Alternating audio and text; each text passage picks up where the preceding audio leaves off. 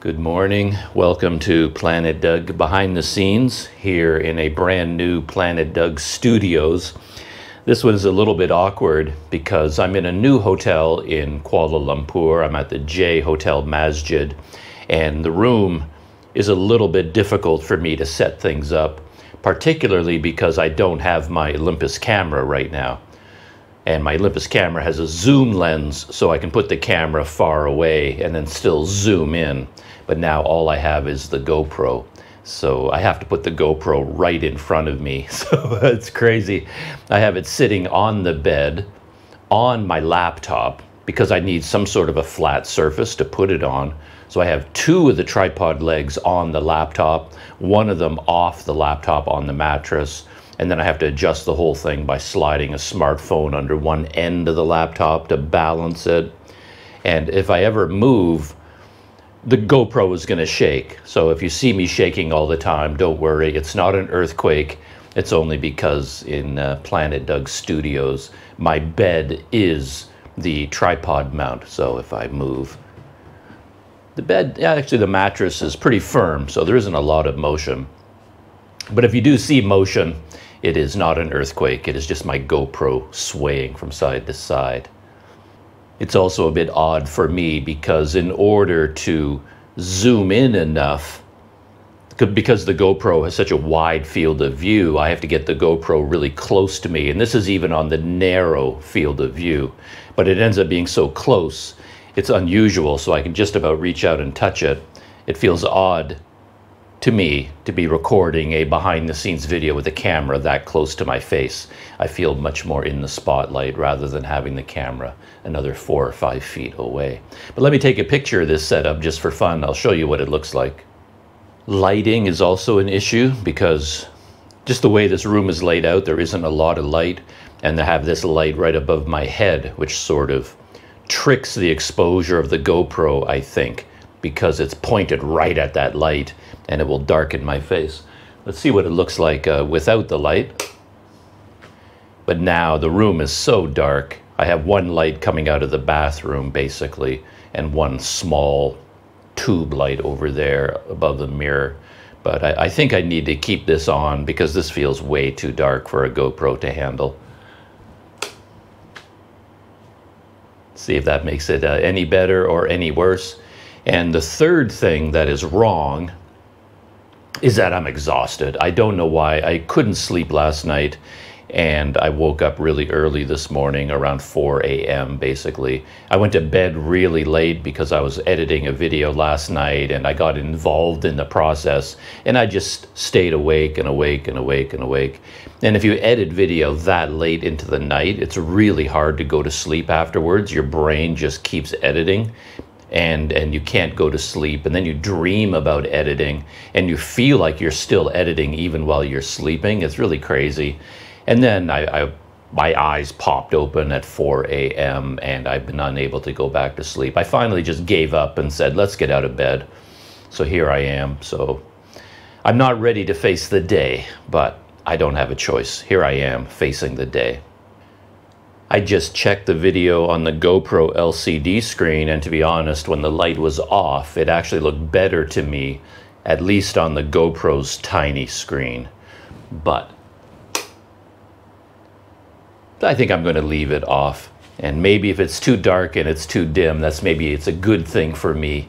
You can't see how red my eyes are from lack of sleep, the giant bags underneath my eyes, things like that.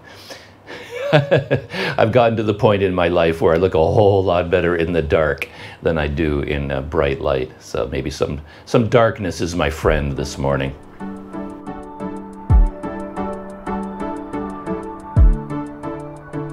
I normally start these videos, if I have any topics to talk about in terms of technology. I usually start with technology because that's the first thing I'm always thinking about. But I'm going to switch it up this morning, and today I'm just going to give a Planet Doug life update first because a lot has been happening. And I'm not going to tell the whole stories in detail because the videos I shot about these experiences were pretty detailed. So the video I shot was very much like a behind-the-scenes video, and I provided a lot of information. about what was going on at the time. It was more like just me going around KL, running errands, traveling from Port Dickson to KL, normal daily life. So you don't really need a lot of behind the scenes detail because all the behind the scenes is already in the video. However, going back in time, I was in Port Dickson, and that's when my Olympus camera stopped working. So I made a decision to come to Kuala Lumpur to get it fixed. There is an Olympus camera service center here in KL. Oddly enough, it's because of my Olympus cameras in general and the fact that there is an Olympus service center in Kuala Lumpur. That's why I came to Malaysia way back in the beginning, long ago, because I was in the Philippines back then, and my camera, I had a different Olympus camera back then, and it was damaged. I fell and smashed it on some rocks, and it wasn't working very well, so I needed to get it repaired. And I did a Google search, and there were no Olympus service centers in the Philippines, so I decided to fly to KL. And the main reason I did that, I may have done it anyway, but at that time the thinking was I need to fly somewhere to KL to get my camera fixed and my bicycle fixed, because my bicycle was badly damaged in a typhoon in the Philippines as well. So I had a lot of technical stuff I needed to get fixed. Then KL seemed like a good place to do that. So that's why I came here originally. So there I was down in Port Dickson, another broken Olympus camera, and I knew in the past there was an Olympus service center here. So it was a good bet I could still come here to get it fixed, though in the meantime, Olympus has been purchased by another company and they've changed the name. It is now something else. Let me look it up. At least on Google Maps, their office is now called OMD World Imaging, OM System Cameras Service Center, and then in brackets, formerly Olympus. So that's a whole mouthful, but basically it sounded like I could go there to get my camera fixed. And that was going to be the very first thing I was going to do. So I came from Port Dickson to Kuala Lumpur on a Sunday, and my plan was to go to Olympus first thing Monday morning to get this process underway. So out of Port Dickson, I originally intended just to take a bus. I just made the assumption that there was a direct bus from Port Dickson to KL. If there is such a bus, I couldn't find it. I concluded that there are no buses like that. So I looked for other ways to travel, and I eventually put together a plan to take a local bus. It looks just like any city bus. You see a city bus trundling up and down your city streets, picking people up, dropping them off 2 blocks later, that kind of city bus. There was one in Port Dickson that left the city limits and went to a nearby city called Sarambun. And I figured I could take that bus to Sarambun, and then over time I learned that there was a train station in Sarambun. That had never occurred to me until then. I assumed I'd just take another bus from Sarambun to Kuala Lumpur, but someone that I was chatting with said, well, why don't you check out the trains? And it never occurred to me to do that. A bit of a dummy, of course. And I looked into it, and there was a train station in Sarambun, and KTM commuter trains pass through it. And I figured that's what I'll do. Local bus to Sarambun, get to the train station, hop on a commuter train, and take that into Kuala Lumpur. Nothing could be easier. Of course, there was the chance that everything would go wrong. This is Planet Doug, and on Planet Doug, simple things go wrong. But in this case, everything went right. I woke up in my hotel in Port Dickson, packed up, got ready. I had my GoPro running. I recorded this entire experience, walked to the bus terminal, which was just 5 minutes away. And just as I arrived, there was a bus sitting there, T30A, which I knew went to Sarambun. I'd actually gone to the bus terminal the day before, and there's no offices there. There's no ticket counter. There's no ticket booth. There's nobody to talk to. But I just went up to one of the bus drivers. I waited for a bus driver to come out of his bus, and I ran after the guy. Excuse me, sir? And asked him, does this bus go to Sarambun? He said yes.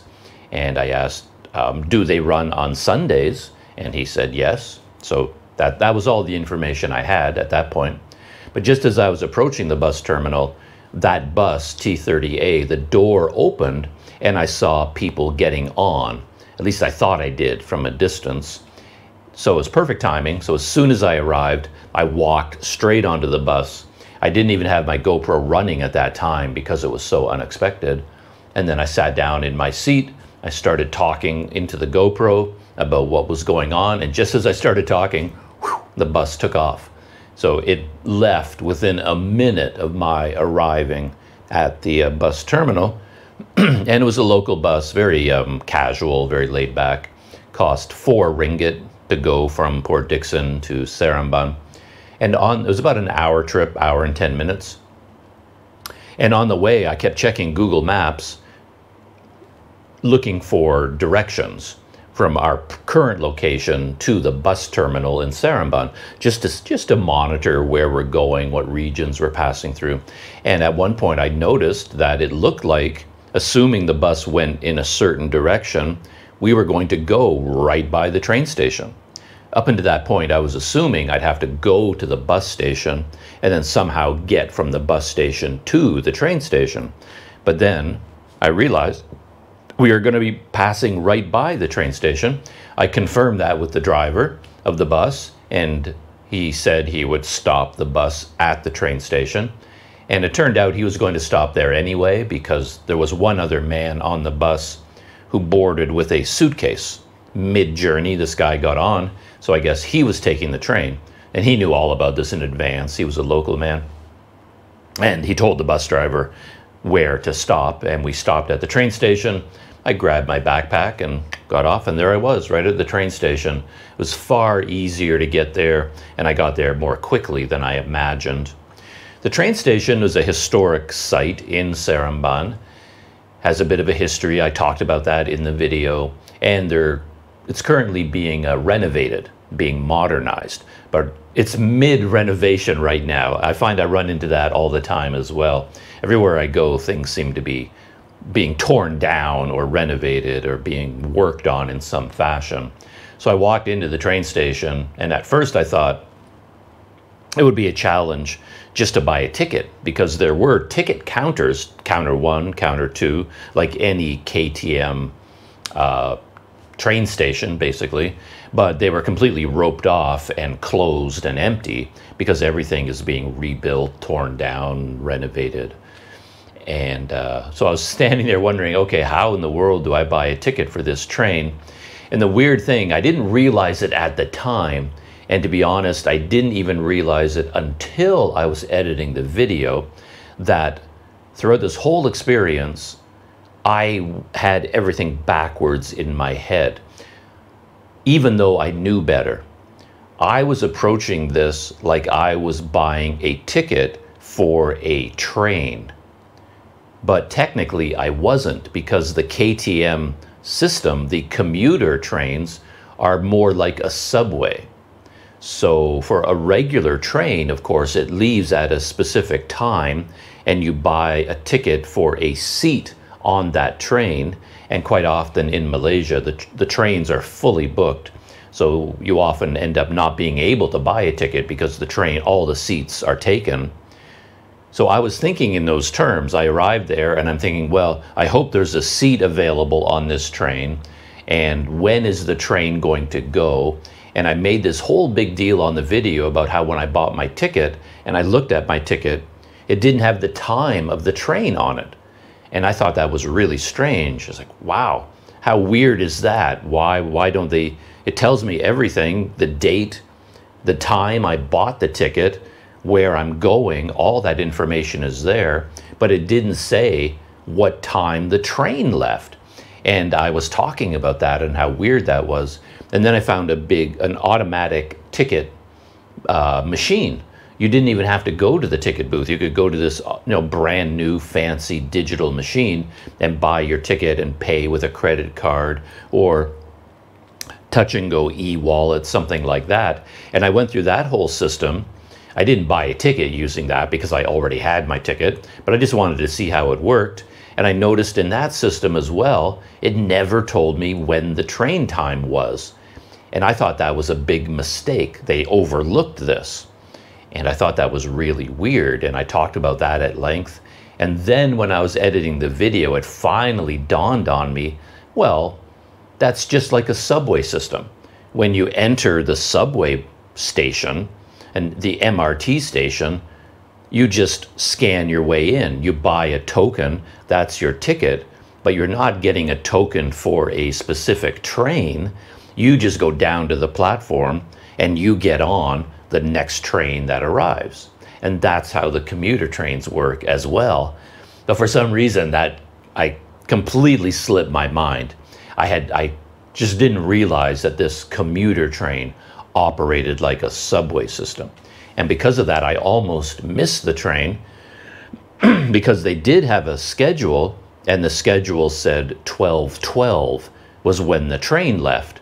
And I was still thinking this was a scheduled train. So I planned to go to the bathroom at the last minute, which I like to do before I get on a bus or a train or a plane, hit the bathroom, and right from the bathroom, get on the platform right for 12:12 and hop on the train. So that's what I did. And because of that, I almost missed the train because there was no specific time, or maybe the schedule was outdated. But anyway, I got onto the platform, luckily, at 12:08, just as the train was pulling up, and it left at 12:09. So had I shown up for 12:12, based on the schedule, I would have missed the train. So my thinking was completely backwards about this train. But it all worked out in the end, and it was just like a subway train as well. Like I said, there's no reserved seating, nothing like that. You don't have to worry about that. It's just it looks like a subway train. And if there is a seat available, they have these long benches running along the side of the train. If there's room, you sit down on the bench. If there isn't room, you stand up and you hold on to the strap, or you hold on to the pole. It's a subway. Even though the train trip was 2 hours long, it's still basically a ride on a subway train. Above ground, though. We never go underground. So technically, it's not a subway either. It's an above ground train, but it is a part of the transit system, part of the commuter transit system. It's not a scheduled train, if you get my drift. So I arrived in KL, walked from the train station to my hotel, checked into this room.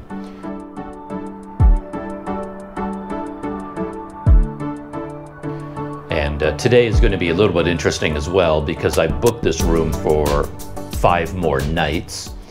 So I booked it for 4 nights. Those 4 nights are already gone. I don't know where the time has gone. But I booked it for another 5 nights, but I told them I'd like to move to a new room because this room is not the best one they have. It's a single room, but the air conditioner doesn't really work. And there are some other weird things about where the door to the bathroom is. It's in a very awkward place. And I remember the room I had here before was much more comfortable than this one. The air conditioner worked better, the door was better, it was cleaner. So anyway, at some point today, I'm going to be moving into a different room. But anyway, the day that I traveled here, I think when you start traveling, at least in my case, I get a burst of energy. I suddenly feel like Super Doug. Something about being on the move makes you think you are capable of more than you actually are. So while I was on the train, I was chatting with people. In particular, there's an American friend of mine, Jamie. He's here in Kuala Lumpur right now, a great coincidence. He's traveling around the world, and he just happens to be here in Malaysia and in KL at the same time that I'm here. So I'm chatting with him, and we arranged to have a late lunch or an early dinner together. So my idea was to arrive in KL, come to this hotel, check in, take a shower, go out, and meet up with Jamie for dinner. And that seemed like a perfectly reasonable thing to do, and it is what I did, and I enjoyed it very much. But the traveling and then going to meet Jamie, it actually exhausted me. I was so tired by the end of the day. It was too much for me. Doug can't handle that much in one day. Yeah, packing up, all the stages of travel, walking to the bus terminal, taking the local bus, hanging out at the train station for over an hour, then the commuter train for 2 hours. Then I walked a long distance, actually, from Kuala Lumpur station to here. I could have taken the MRT, but I chose to walk instead. And then when I checked into my room, for whatever insane reason, I decided to shoot a video about unpacking.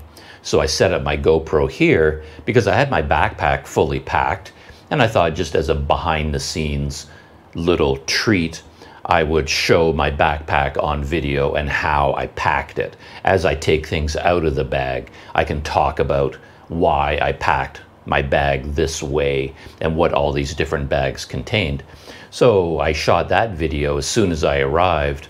It's like a 15-minute video, and that took a lot of energy to do. And by the time I finished that, I was running a little bit late. I didn't have a chance to rest. I didn't lie down at all. I didn't recuperate. And then I just had to hit the shower, run out the door, and go to meet Jamie.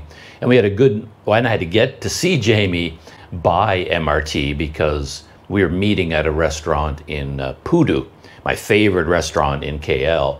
But it's not here, it's actually in Pudu. So I had to get back into the transit system, ride the Petra, I can't think of the name of the line right now, but I had to go several stops from Masjid Jamak to Pudu station, and then from Pudu station walk there. I had dinner with Jamie, very enjoyable, and then I decided to walk with Jamie because he walks everywhere, and he was going to walk from Pudu back to like the area around Loyat Plaza, Berjaya Times Square, because that's where his hotel was. And I decided to just tag along with him because I was curious of where his hotel was. And he's a real master of the ins and outs of navigating all the small streets and walking from neighborhood to neighborhood. So I thought I could learn something from him. We started walking, and then a thunderstorm arrived, which seemed apropos because rain and thunderstorms follow me everywhere I go. We're walking along, and Jamie spots some dark clouds, and he says, "Oh, there could be rain." But it turns out, as according to Jamie, it's been raining in KL a lot in the afternoon, like a afternoon daily thunderstorm hits. And that surprised me because there was no rain at all in Port Dickson. Perfectly dry, sunny days, really, really hot sunny days in Port Dickson. So I thought maybe it's because I came to KL, now the rain started, because I always seem to run into rain in Kuala Lumpur. But Jamie said no, it had been raining. So he'd gotten into the habit of carrying his umbrella because he knew the rains could hit. But I didn't know that, and I hadn't brought my umbrella. And there we are walking down the street, and the heavens opened, and there was a downpour. If there's a light rain, to be honest, I would just keep walking. I don't like waiting for the rains to end. And Jamie had his umbrella. I would just get wet, no big deal. But this rain was coming down so hard, you couldn't reasonably keep walking. It was too much. So we stood underneath an awning, and the storm went on for a long time. We even got to do one of those things where the lightning and the thunder, there would be a flash of lightning, and then boom, a major thunderclap, very close together. So you knew the storm was right above you. And then over time, you could hear the time between the lightning and the thunder getting longer and longer, and you could feel the storm system moving away. But it took a long time to do, and we're standing there waiting and waiting and waiting. And then my exhaustion started to catch up with me, and I had the feeling I'd bitten off more than I can chew.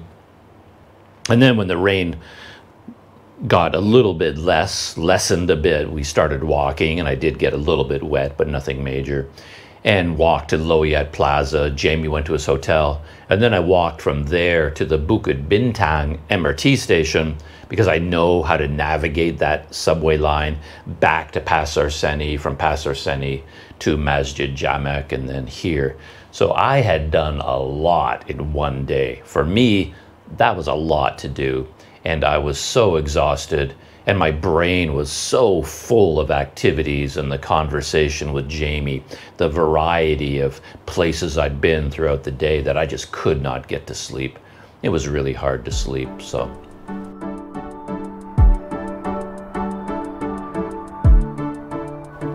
However, I had plans for the next morning to go to the Olympus Service Center, and chatting with Jamie, we arranged to meet for coffee again.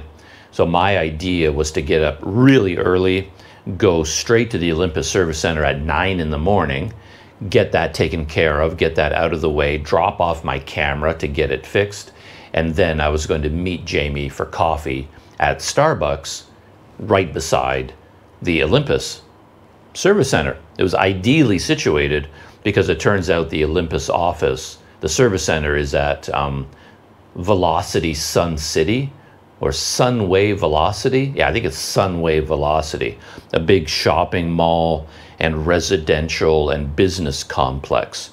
It's like one of those all-in-one complexes where you could live your entire life if you wanted to. You could get an apartment there, rent offices for your business, go to restaurants and shopping malls. It's like one-stop living, a community inside the city. Sunway Velocity and Olympus happened to be there. And when I was talking with Jamie about meeting for coffee, he figured out, well, hey, there's a Starbucks right there in Sunway Velocity.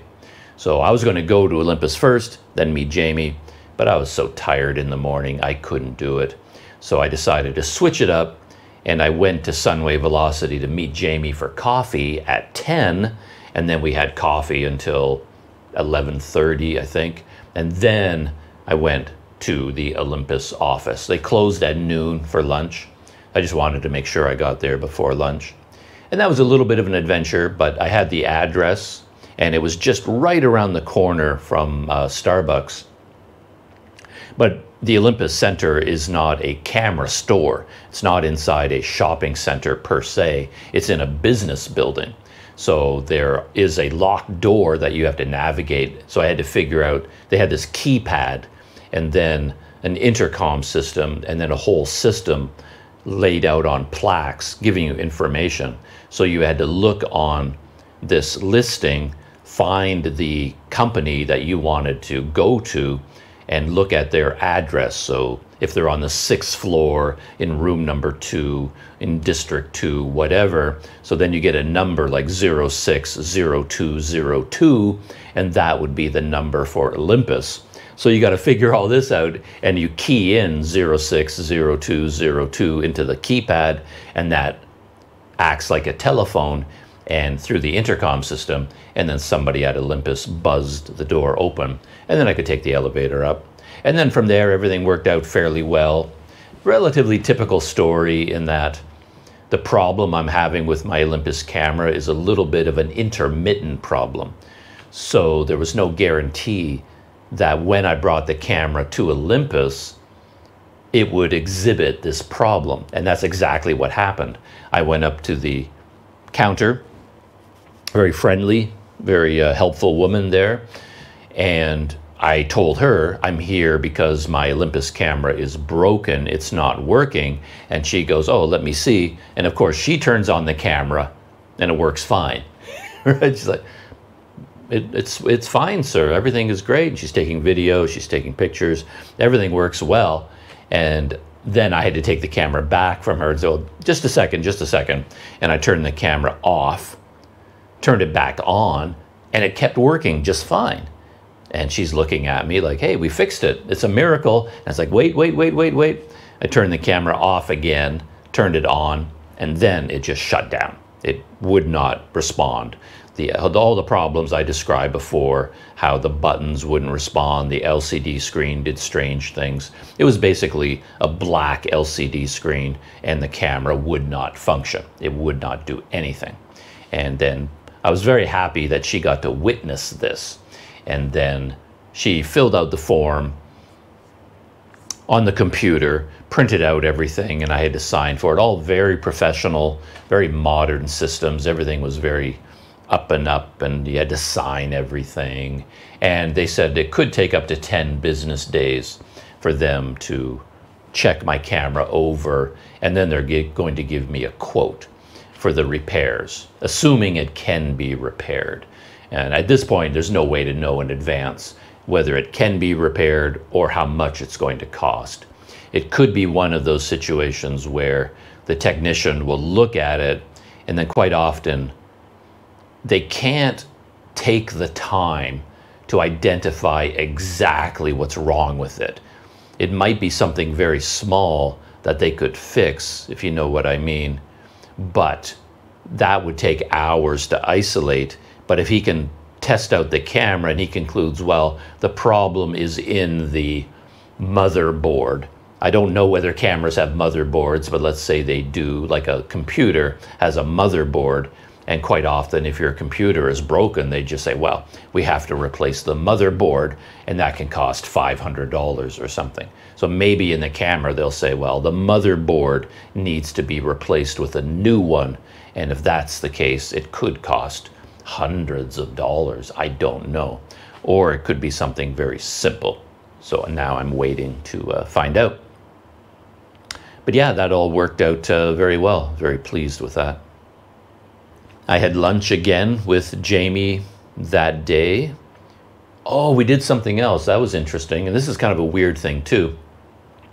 I'm not sure how long I'm going to be staying in Kuala Lumpur, but I could be here for a month by the time the dust settles. So I have been thinking in the back of my mind an inexpensive option, something I can rent for a month that would be cheaper than staying in a hotel. But I did come across this low budget hotel called the Star Hotel that appeared to be in the Pudu area. And I really wanted to live in Pudu. So I thought I should check out this hotel. And Jamie and I decided to walk there. So we walked from where we were at Sunway Velocity all the way to Star Hotel. And that was a major expedition. It was quite a walk, something that even I would hesitate doing if I knew in advance that's what we were going to be facing. But Jamie, he walks everywhere. So he took the lead on this expedition, and I just followed him. And he did all the Google Maps stuff. And we had to cross all these highway systems and cloverleaf things. It was really kind of crazy. I was shooting video the whole time. Got to the Star Hotel, and it was my kind of place, an old hotel. It's got old bones, sort of a classic low budget, almost off the grid sort of hotel. Normal people wouldn't stay in one of these places because the rooms are really bare bones. And when there's a very friendly man at the front desk, he showed me a room. I popped my head into the room, and you get this lung full of cigarette smoke. You know that hundreds and hundreds of single men have been living in this room, smoking and smoking and drinking and smoking. It's that kind of place. A hotel of, I don't know, I remember staying in a hotel like this in a long time when I was in Cebu in the Philippines. And I remember taking pictures of my room, and I think I called it a hotel of creativity and despair. It looks like a hotel room where some starving artist would live while they're writing their masterpiece. They're writing literature while living in this rundown, because that's all they can afford. And they're chain smoking and drinking whiskey and writing by candlelight or kerosene lantern or something. It felt like that kind of place to me, a place where down and out people would live, and perhaps down and out poets and writers and starving artists. So, but the problem was the price didn't line up. Based on the quality of the place and the nature of it, it should be really cheap, especially compared to where I'm staying now. But the nightly rate and the weekly rate was the same as where I'm staying now. It's based, their pricing was very similar to a regular hotel. And any regular hotel is going to have much nicer facilities, be much newer and cleaner and better. And as much as I enjoy a old hotel like that, a hotel of creativity and despair, in the past I've ended up in those places because I thought they were all I could afford, or at least it was all the money I wanted to spend. and I was content in them. But if they cost exactly the same amount as a regular hotel, then there really isn't much point. So I left from the Star Hotel thinking, nah, I don't think that's really going to work. I still would have considered it because their monthly rate for a double room, private bathroom with air conditioning and hot water. I think there was hot water, though don't quote me on that. I didn't even look in the bathroom. But it was 1,000 ringgit per month, all in. No taxes on top of that, no fees, nothing. And that's about as cheap as you're going to get in Malaysia, in Kuala Lumpur. Even an Airbnb for a month is going to be anywhere from probably 1,800 to 4,000 ringgit, depending on the luxuries you're looking for. Maybe you could luck out at 1,500 per month, plus 300 tourist tax on top of that. So it's going to be 2,000 ringgit per month. And Star Hotel, you can get by with 1,000, so it is cheaper. So I would have considered it if I paid for a month, but it really wasn't in Pudu. It wasn't near the area of Pudu where I wanted to live. It was still about 25 minutes away on foot. And I know that because Jamie and I walked after we left the Star Hotel. We walked all the way from the Star Hotel back to our favorite restaurant in Pudu, Restaurant 68. And that was a major walk again, crossing highway systems, 25 minutes. And I can actually get to Pudu from this hotel by MRT faster than 25 minutes. So in fact, this hotel, the only reason it appealed to me was I thought it was in Pudu, the area I think of as Pudu, but it turns out it was located far outside of Pudu. So I kind of wrote that place off.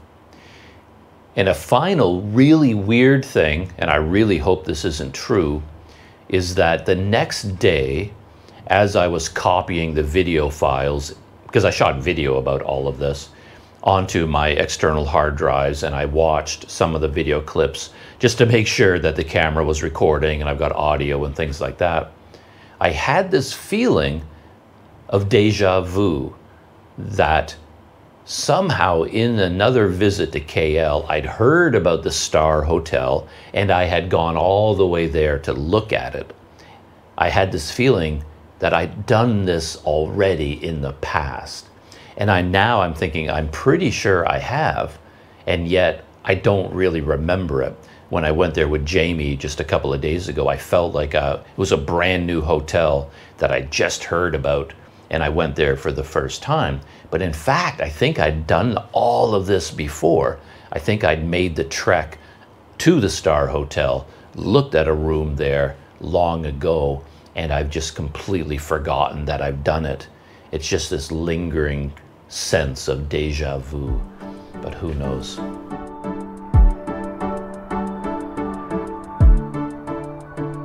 So that was the next day. Exhausting again for me by the end of the day, because at the end of the day, after I said goodbye to Jamie and came all the way back here, well, I still had to spend the entire night editing video. So it wasn't like the day was over for me after all that activity. Then I came back here and I just sat down on the laptop and then I'm editing videos. So it was a very long and tiring day. And then apparently, because I'm insane, I made arrangements with Jamie again for the next day to go to the National Art Gallery. And I knew I needed to sleep in a little bit. I needed a little bit of Planet Doug time in the morning to ease into the day. So I arranged with Jamie to meet at the National Art Gallery at 11. Normally I would go to one of these places first thing in the morning, and Jamie is a morning guy as well. So doing something that big starting at 11 in the morning is a little bit unusual, but I needed to ease into the next day. So Jamie was going to get there on his own, and I was going to get there by MRT. I was pretty sure Jamie was going to walk all the way there, which he did. It's over an hour of walking through Chow Kit, Titiwangsa. It's a major trek to get out there, but he walked the whole way. And I decided to take the MRT, and that turned into a bit of an adventure. And I'm having the same sense of deja vu about this, like I may have done this in the past, but when I did it, it felt new. Because to get there, there's a new MRT line, the Putrajaya line, which goes all the way to the city, the government city of Putrajaya, and then all the way from Putrajaya into KL, and then all the way through the city, stopping at Kwasa Damansara. And on the way, it goes by the National Art Gallery. There's a stop there called Hospital Kuala Lumpur. In the past, when I've been to the National Art Gallery a few times already, and my memory is that I would generally walk there myself or take the LRT to Titiwangsa station in the Chow Kit area and then walk from there to the art gallery. And I remember back in those days, they were building the Putrajaya line. So that station wasn't, the line wasn't running yet, and those stations didn't exist yet. But this time, 2 days ago, I wanted to go there again, and I decided since the Putrajaya line was running, I was going to get there by this new route, and it should be a lot easier. Oddly enough, when I checked Google Maps, Google Maps said I could walk there in about an hour and 15 minutes, but taking the MRT would take an hour. So in fact, it didn't save you a lot of time. And what I had to do, I followed the Google Maps directions. I could go from Masjid Jamak to Ampang Park, and then I had to transfer to the Putrajaya line. But it turns out there's no connection between the two lines there.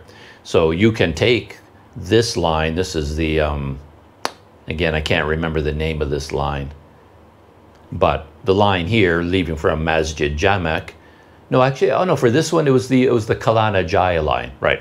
So I could take the Kelana Jaya line to Ampang Park, but then I had to exit the station, go out into the real world, and then walk to the Putrajaya station, Ampang Park.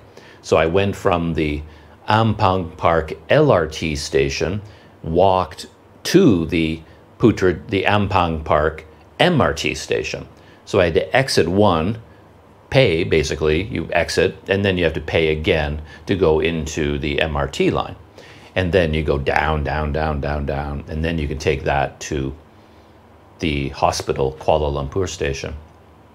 I didn't realize you had to exit the system and then re-enter it again. And that's one of the reasons why it takes so long. And then I got to hospital Kuala Lumpur station, and then I got completely turned around for some reason. The art gallery was just a short distance away, but somehow I turned left out of the station when I should have turned right, and I got completely turned around and lost in all these residential streets right around the Istana Budaya, which is the National Performing Arts Center. This huge, quite unusual, very interesting building that is also being renovated. The whole thing was under construction, so they blocked it off with a big corrugated tin fence.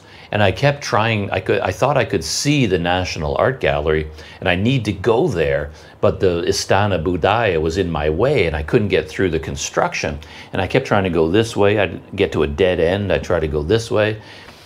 And then eventually I just took a chance, and I went through the construction gate, where I'm pretty sure I wasn't supposed to go there, but I went in anyway because I could see the art gallery, and I thought maybe I can go in and out again. And it turned out that was something I could do, and nobody yelled at me for going into the official construction zone. And I finally made it to the art gallery, and I was a little bit late, maybe even 15 minutes late, I don't know. I arrived on time, I was there on time. I would have made it to the art gallery at 11 as I planned, but then I got lost, and then Jamie was waiting for me. So we went into the National Art Gallery. I wasn't clear about what exhibits were there exactly. When I looked at their website, there appeared to be 3 exhibits. One of them was called Nusa, and Nusa means homeland or motherland. And Nusa was an exhibit that they took from their permanent collection. So they went into the museum's permanent collection and took out a selection of art pieces that they always have in storage. and the theme was homeland, if your homeland is Southeast Asia. So that was the idea. So I knew about that exhibit. They had a whole written summary of it. But then on the website, they had the poster for Noosa, but then they had posters for 2 more exhibits, but there was nothing about them. I kept clicking on them, and I went into their website looking and looking. It's like, are those other exhibits? Are they open now? What are they about? I couldn't find out anything about them. So the only thing I knew was they had this Noosa exhibit. And they may have had 2 other exhibits, but I couldn't be sure about that. So we go into the National Art Gallery, and I was sort of anticipating this because when you go to museums or galleries, they're kind of careful. Security, they don't want people damaging things for one thing. They don't want people stealing things for another. They have valuable things on display, and they don't want people infringing on copyright or taking photos or video for commercial purposes. If you're doing that, of course, you need permits. So as you're going in, there was a sign. It actually had a camera on the sign with a line through it saying, basically, if you just look at the sign, the meaning is cameras are not allowed. And I thought, oh, I didn't remember that because I'd taken video there in the past. Maybe there was a new policy, and I was wondering, oh, okay, my day is ruined. I won't be able to shoot any video inside the gallery. But when you get close to the sign, it actually says camera accessories are not allowed. And then it had a bunch of smaller pictures of all the things that are not allowed. And I don't remember exactly what they all were, but basically I got the impression that you can bring a camera in, but you cannot bring in tripods. Essentially, you can't bring in professional gear to mount your camera. And they use that as a way to distinguish between personal photography and commercial photography. So I thought, okay, that's okay. But just to be safe, I actually dismantled my GoPro and I put it in my knapsack, thinking that there's no reason to look for trouble, right? I don't want to walk in brandishing a camera. So what I thought I would do is just put it in my knapsack and go in, and then while I'm inside, then I'll take out my GoPro and shoot a little bit of video. Clearly, I'm not in there to take professional level photographs of the artwork that I'm going to try to sell or something. So GoPros are allowed, basically. But when we went in, a few other things happened. One thing was really weird. I still don't fully understand it. We were stopped by the security guard, and he pointed to a QR code and said, I don't remember what he said, but he was pointing at us and QR code, and I think he said something about scan. And then Jamie got out his phone, and I was getting out my phone, but then the guard kind of saw Jamie scanning, and he looked at me and says, oh, no, you don't have to. Only one person has to scan in. So I thought this was just keeping track of people who visit the museum for demographics, for tourism. They can say we had 8,000 visitors last month. So I thought Jamie would scan it and then just put in some basic details, which is what he did do. But he told me later on that he went through a whole long system and they were asking him about health questions. How are you feeling? Have you had a fever in the last 48 hours? And he got the impression that this was a holdover from the pandemic, because everywhere you go now, you still see every restaurant, every cafe, every shopping mall, everywhere you go, you still see the QR codes, when during the pandemic you had to scan in with the Malaysian app to track people's movements. And all of that is done now. It's all over, but nobody has taken down any of the signs. So you still see all the pandemic signs everywhere. And here at the museum, they still had the QR code for some kind of a sign-in procedure, and they were asking questions, clearly trying to find out whether you were sick or not. And he had to put in how many people.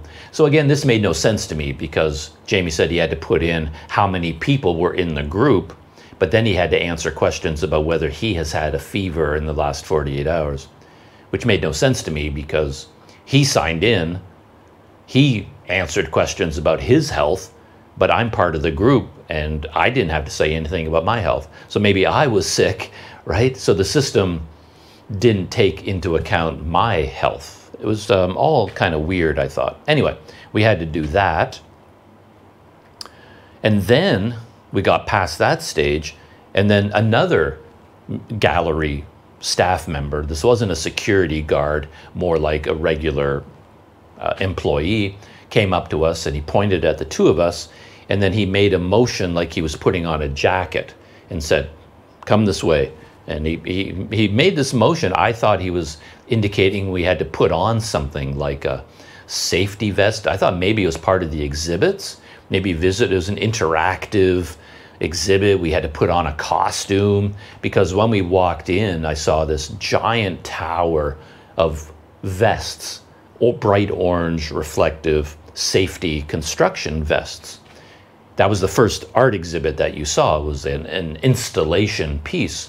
And then this guy pointed at us and said, "Come, come, come, come, come." He brought us into a room and he made this motion like putting something on. And I thought, oh, maybe part of this exhibit, we all have to put on one of these reflective orange construction vests, and this is going to be interesting.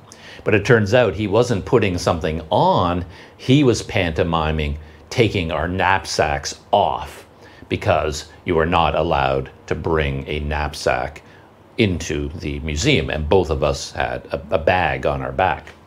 And then the guy took us into a room full of lockers, and you don't have to pay for this or anything, and he opened one of the lockers with a key and indicated we had to put our knapsacks in there. So then, of course, in front of this guy, I had to take out my GoPro. I was hoping to do that when no one was looking, but now there I am. Before I put my bag away, I had to take my camera out and a couple of batteries out. So I took out my GoPro and I had it on one small hand grip. I didn't have my full grip. I just had one little piece, which is like a small hand grip, and it was still attached to the GoPro. And when I pulled it out, the employee jumped all over that. Oh, no, you can't take that in, sir. That you can't bring that in. No tripods are allowed. No tripods. So then we had to have a short conversation about what this thing was, and I had to show him that, well, no, it's not a tripod. There are no legs. It's just a little grip that I hold on to. And I was more than willing to, even if he had trouble with that, I was going to remove it and I can just hold on to the GoPro. It's not as convenient, obviously. But he eventually looked at it and says, "Oh, that's a GoPro?" I said, "Yeah, it's just a GoPro." And I showed him how it's just a hand grip. There's no legs. It's not a tripod. And then he said, "Oh, okay, that's okay." So it was a lot of work getting into this place. It was more difficult than I remembered from the past, having the no photography, no camera accessories allowed, scanning QR codes, being brought to a website where you have to fill out a lot of information, then putting away your knapsack, and then questioning your camera gear. And I think a lot of these camera restrictions they have at museums are, I think, outdated. They don't matter anymore. The idea is that if you're hand holding a camera, your picture is not going to be in perfect focus because you can't hold the camera steady enough. Professionals deal with that by putting their camera on a tripod, and then they can get crystal clear, sharp images that, if they're professionals, they could then sell, I suppose. But these days, cameras are so good, who would even know the difference? Cameras have stabilization built into them that are so powerful, it is exactly the same as being on a tripod. So you could hand hold a Sony a7S and take a picture, and it's the same quality as if you had it on a tripod. So banning tripods really makes no difference in terms of photography. But I guess if you're there on a commercial shoot, you're still going to have tripods, you're going to have lights, you're going to have gear, who knows? And this sign is there to tell you that that kind of equipment, you can't bring it in. But then it trickles down to people like me that are just bumbling around with a GoPro, and now they're looking at me seriously. It's like, oh, sir, you can't bring that tripod in, which is kind of silly, to be honest. But he was very, no, the guy was very nice. He just told us the rules. The rules are no knapsacks, fine, and no tripods, fine. But we were allowed to, I was allowed to wander around with my GoPro. So that worked out well. And Jamie and I kind of screwed up at the museum, at the art gallery, but it was kind of their fault at the same time, because we went into the main lobby, and I'd been there many times before, so I knew that the main exhibits were up on the second, third, and fourth floors, and they have this really interesting ramp, a circular spiral corkscrew ramp. You don't walk up steps, you walk up this ramp, and you go up and up and up and up, and it's really cool and it's really fun, and that takes you up to where the Noosa exhibit was. So since I'd been to this place before, I kind of took the lead, and I took Jamie and I to the ramp, and I was very eager to shoot video of the ramp and take pictures. And so we went up the ramp to the Noosa exhibit first, but on the main floor I noticed there were two rooms, two exhibits, one on either side of us. But I thought, well, I don't know what those are. They don't look like they're part of Noosa. So we skipped them at the beginning. I took us to Noosa first.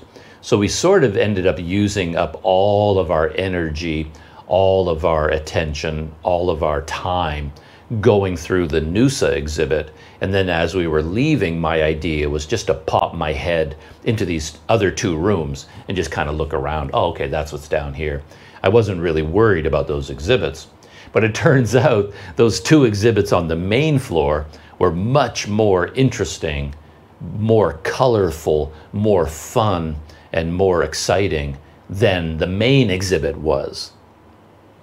So what we should have done was go into those exhibits first when our energy levels were at the highest, and then I would have dived into those rooms, shooting a lot of video and getting very interested and very exciting, and we would have used up the bulk of our energy there, and then we would have gone up to the Noosa exhibit with lower levels of energy, but that would have been appropriate for that exhibit. So yeah, we did everything backwards. So yeah, I won't talk anymore about the exhibits there. That's going to be in my video, my main video, when I finally edit it. And then from there, we decided to have lunch again back in Pudu. And yeah, that was another big adventure because we went through the whole MRT system. I know the MRT system a little bit. Jamie is more of a walker than I am, but I got us as close as I could get us with the MRT. And then we were going to walk from there, and then Jamie took over. But man, that was a big walk. That was a big, tiring, hot walk to get from where we could on the MRT to, into Pudu. Oh, I just said, Hopefully that was my first, So yeah, then we had lunch there. And that was another day in Kuala Lumpur. And after lunch, then I came back here and I just spent the whole night editing video again. I wasn't making much progress with the video editing, I have to say. It always takes me so long. I don't know what's wrong with me.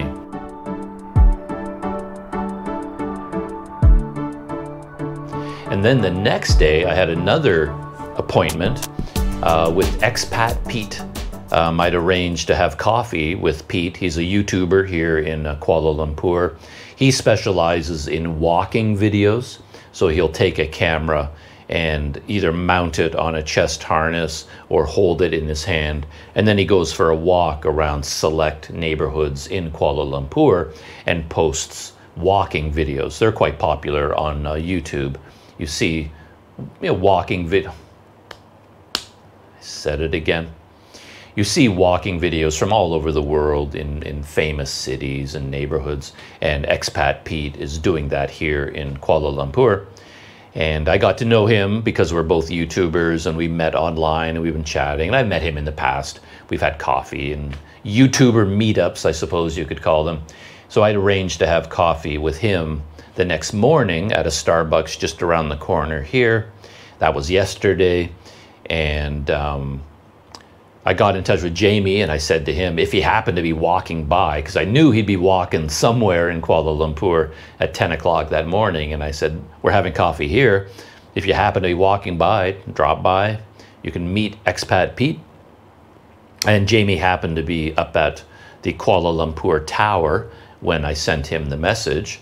And yeah, he was right next door. So he came down, and so I had a 3-hour Starbucks conversation with Expat Pete and Jamie.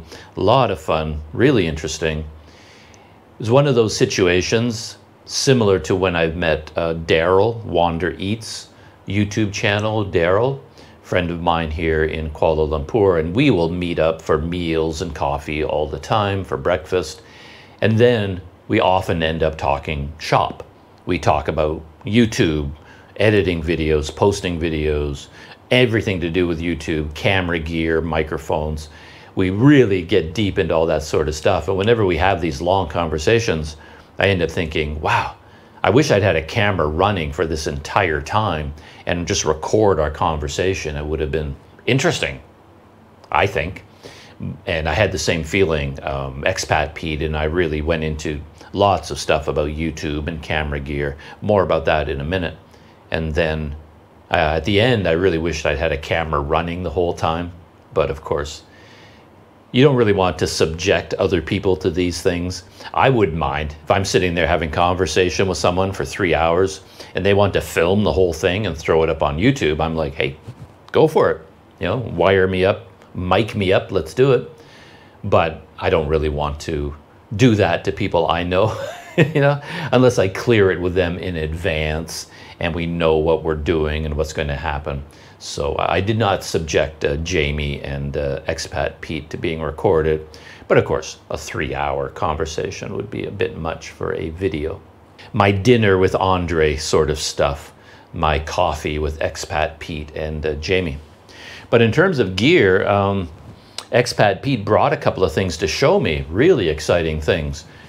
He had a bag with him and he had some stuff in there he wanted to show me, some gadgets he'd bought.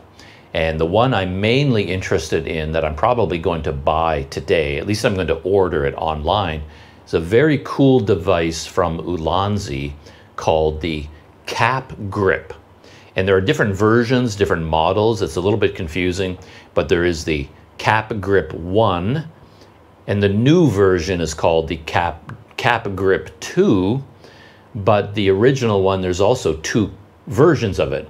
So there's Cap Grip 1 Mark 1, Cap Grip 1 Mark 2. So people often call that one Cap Grip 2.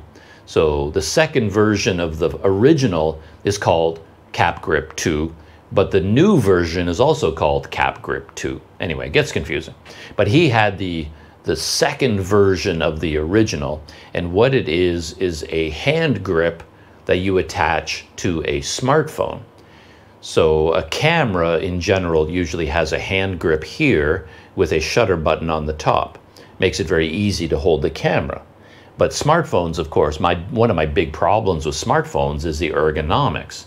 The buttons, it's just hard to hold on to. You're like holding it like this, trying to take a picture, doing weird things. And it's so easy to drop it. Your finger gets in front of the lens. So that's why I don't generally like to use smartphones. But this grip is something that attaches to the side, and then it turns it into a camera with a Bluetooth shutter button. Gives you a nice grip. And then suddenly you've got one-handed operation of a phone, just like a camera. You can hold it like this, and then you've got a shutter button up here. So Expat Pete got his out, and I put my phone into it. It was beautiful. It's one of the best pieces of technology I've seen in a long time. I couldn't believe how nice it was. Click, click, click, click, click. Taking video, taking photos. And the grip was so comfortable. You can do vertical portrait shots really easy, just like with a camera. This, selfies, and the Bluetooth shutter button is held in place by magnets, and you can actually remove it and use it as a remote. So in this situation, I could have my smartphone mounted here, and I can control it with a Bluetooth remote. Beautiful, really well designed. And it has a cold shoe mount on the top, had a compartment on the inside, which is hollow, and you put your charging cord in there, seals it up. Ulanzi is one of these companies that just thinks about their products deeply, and they listen to feedback, and they think about how people are going to use their products, and they design them very carefully, and they add features. If GoPro made one of these things, it would be hopeless, because GoPro makes the base item and then they leave it at that. They don't add any of the extras.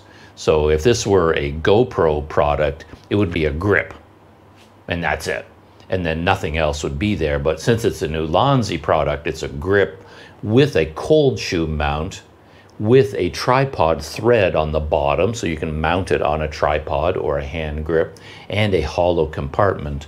And then the new version, the Cap Grip 2, now has also Cap Grip 1, the second version of the original, it also has a mirror on the front.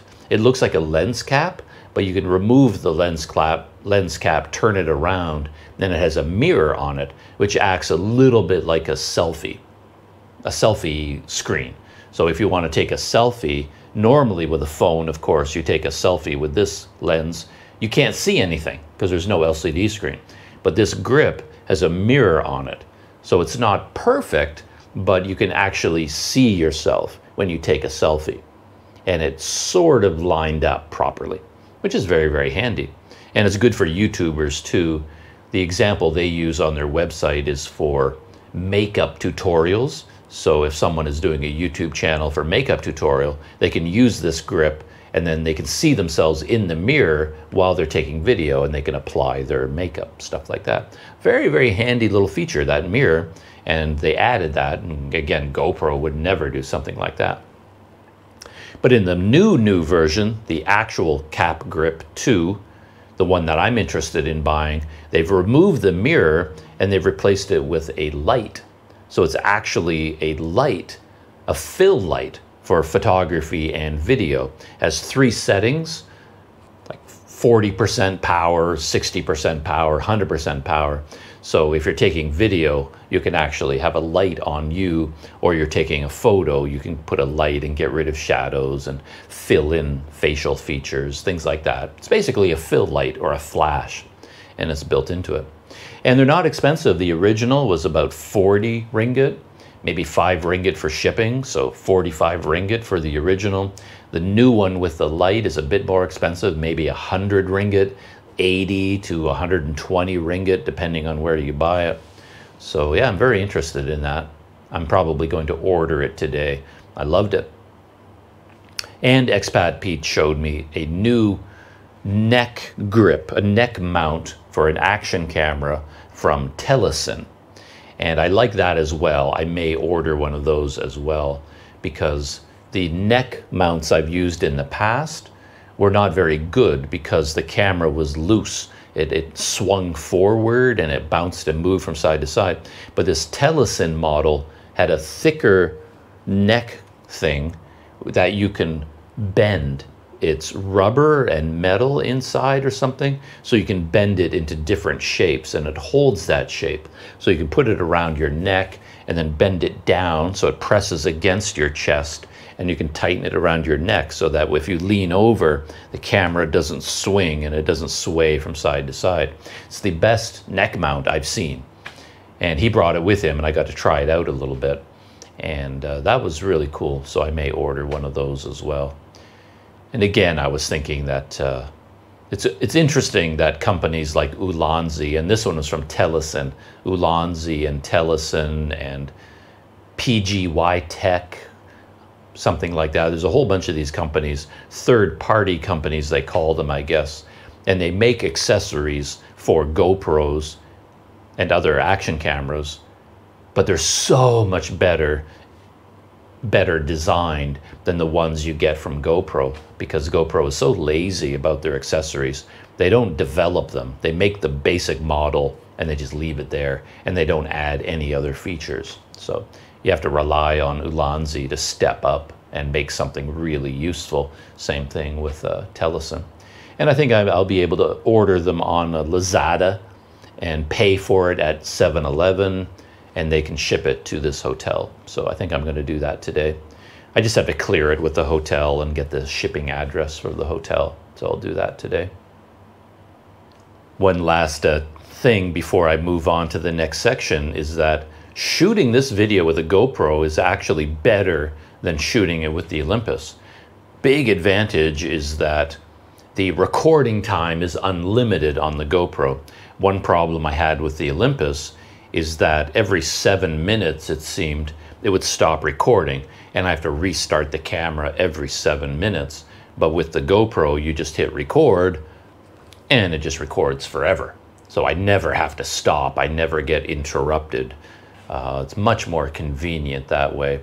I'm assuming the video quality is not as good as you get from a Micro Four Thirds camera, but the convenience of being able to just hit record and let it go and go and go is really nice. It makes a big difference.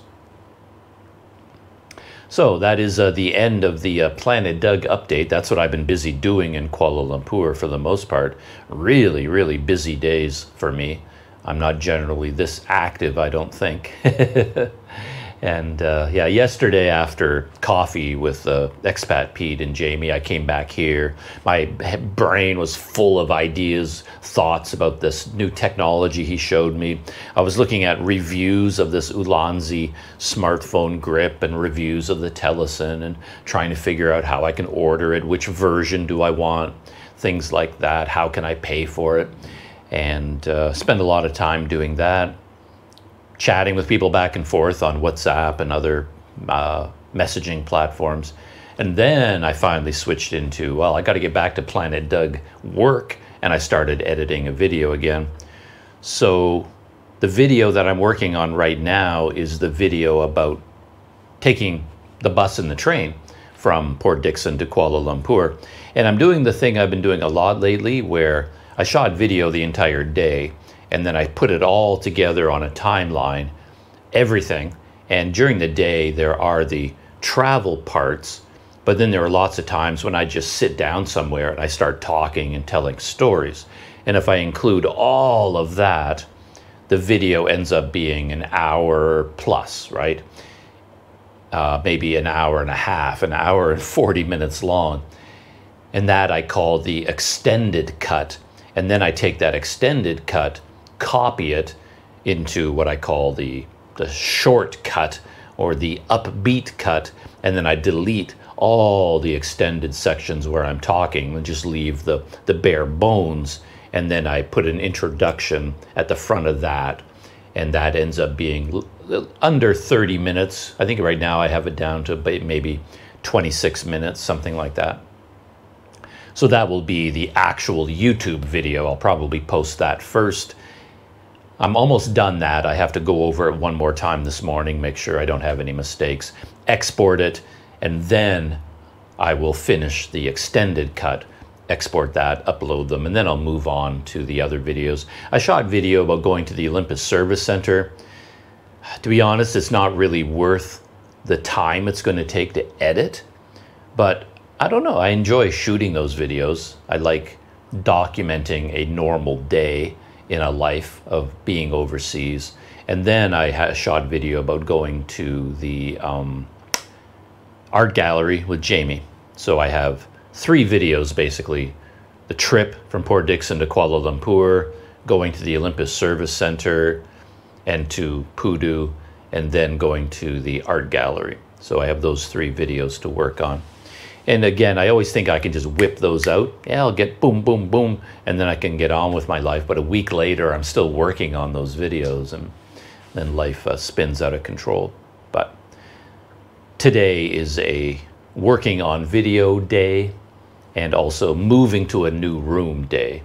And then I will finally move on to doing something else.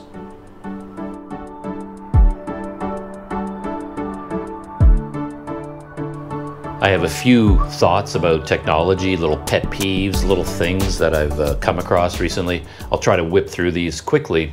One is that when I'm using YouTube on my laptop, using the YouTube app or whatever it is I'm using on my laptop. I'm watching a YouTube video and I go full screen. I always have information. There's text over top of the video. So I have all the controls, play, pause, all the buttons are visible. And then at the top, there's the name of the video. All that information is superimposed on top of the video and it won't go away. Is that normal for YouTube, or is that another thing that only happens on Planet Doug? Because I've been looking and looking and looking for a way to get rid of it. I want to watch the video full screen, but then full screen, I don't want all kinds of text and controls on top of it. It gets in the way of the video. It bothers me.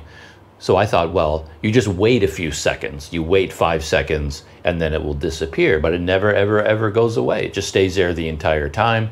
I'm looking for any kind of button I can press, any kind of menu, any settings where I can say, give me full screen view and a clean image, get rid of all the controls. I only want to see the video. But I can't do it. I always have the controls on the screen.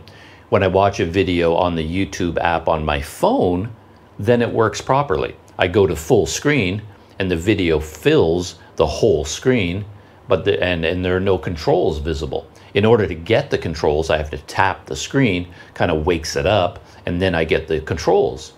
And then you wait 3 or 4 seconds and they fade away again. But on my laptop, they're there 100% of the time. I can't get rid of them. So that's one thing. Another thing has to do with what I've been talking about recently, that when people leave comments on YouTube now, on my YouTube videos, it says their name that's attached to the comment, like who is this comment from? It'll say something like at GL298871230ZK. And then that's it. It's like a serial number. And it's different from their YouTube name. So their comment has a certain name attached to it, but if you click on that name and go to their YouTube channel, then you can see their actual YouTube name. And I remember in the past, they were the same. It used to be that with the comment, the name you saw there was their YouTube username, which is the same as on their YouTube channel. And that made perfect sense to me, and I got to know people based on their names. But at some point in the past, all of that changed, and now I'm getting these weird, long serial numbers that don't mean anything to me. I don't know who anybody is anymore, and then I have to click on them and go to their YouTube channel. It's like, oh, okay, I know that person. So I've been trying to figure this out. And somebody left a comment, very helpful, and said, I think this has something to do with YouTube handles. They say that this thing that's in the comments, that is their handle. I thought, that rings a bell. I remember something about that. So I was doing some investigating, and that's exactly what it is. YouTube put into place this new system called handles, and your handle is different from your YouTube name. So a handle is always starts with at, so it's at and then something, and it can be the same as your YouTube name, but not necessarily. So I don't have all the details. I'm not here to do a tutorial about it. If you're interested, you can go look all of this up. But the basic idea seems to be that YouTube came up with this new system, and it's supposed to be an advantage because your YouTube handle is unique to you and it follows you around your Google experience somehow. You can use it to give it to people as a link to you. It's an identifier for you. It's supposed to give these advantages, though to be honest, I don't really understand what they are. And when they put this system into place, what they did was they will try to make your YouTube handle the same as your YouTube name. So in my case, my YouTube handle is @PlanetDoug. So it's the same as my YouTube channel. You go to my YouTube channel, it says Planet Doug. If I leave a comment somewhere, it says this comment is from @PlanetDoug. And what you can do is go into your YouTube settings, go to your profile or wherever you need to go, and there'll be a little pencil or an editing button or something.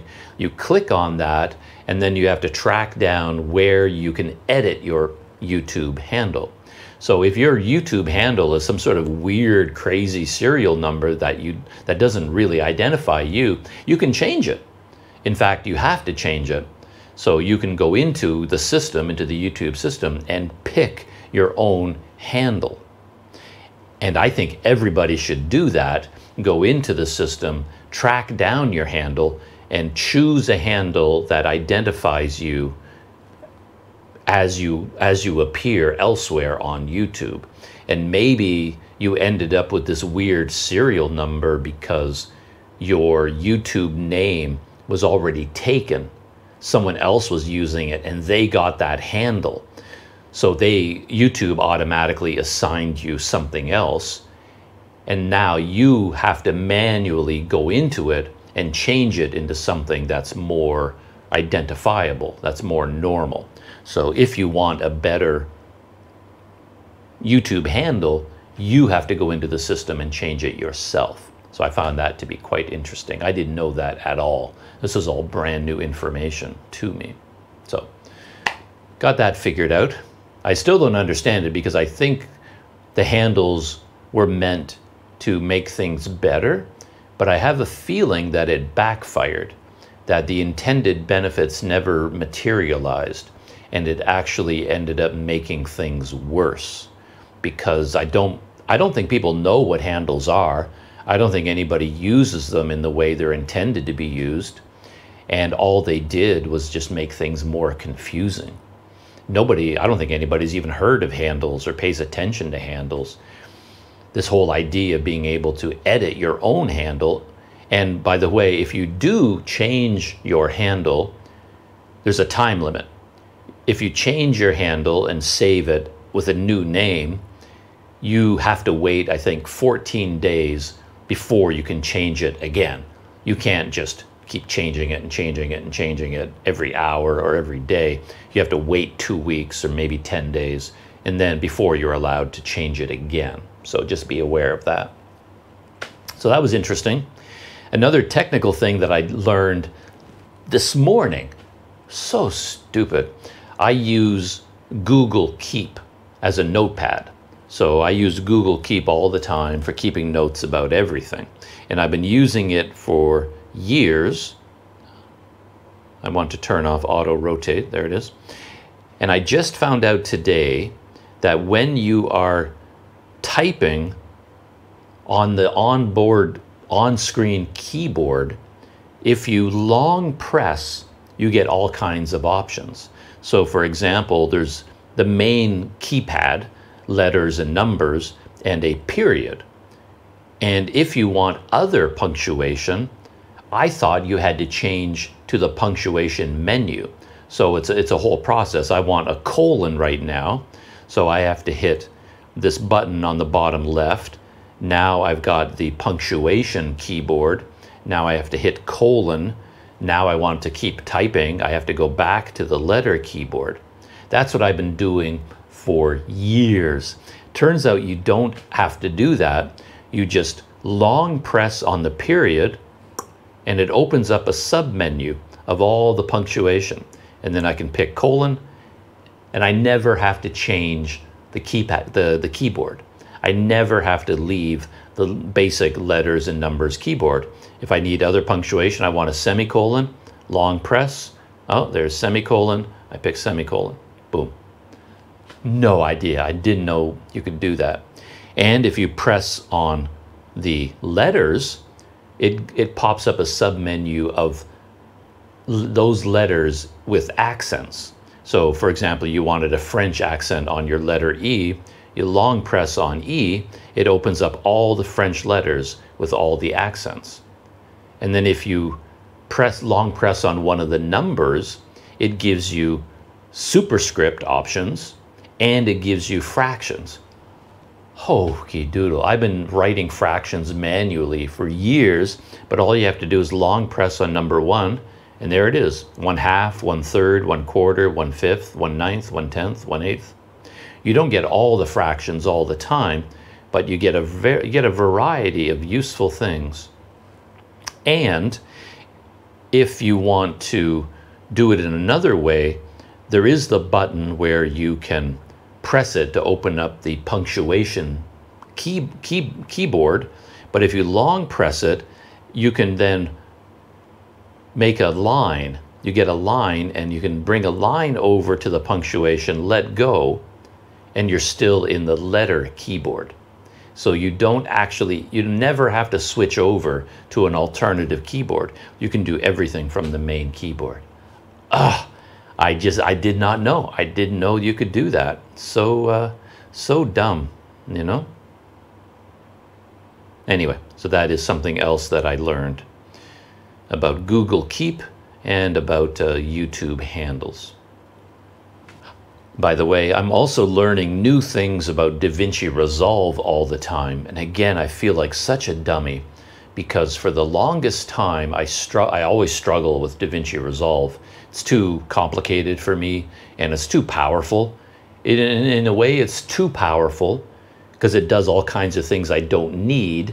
And yet it's also not powerful enough because there's lots of things I want to do that it can't do.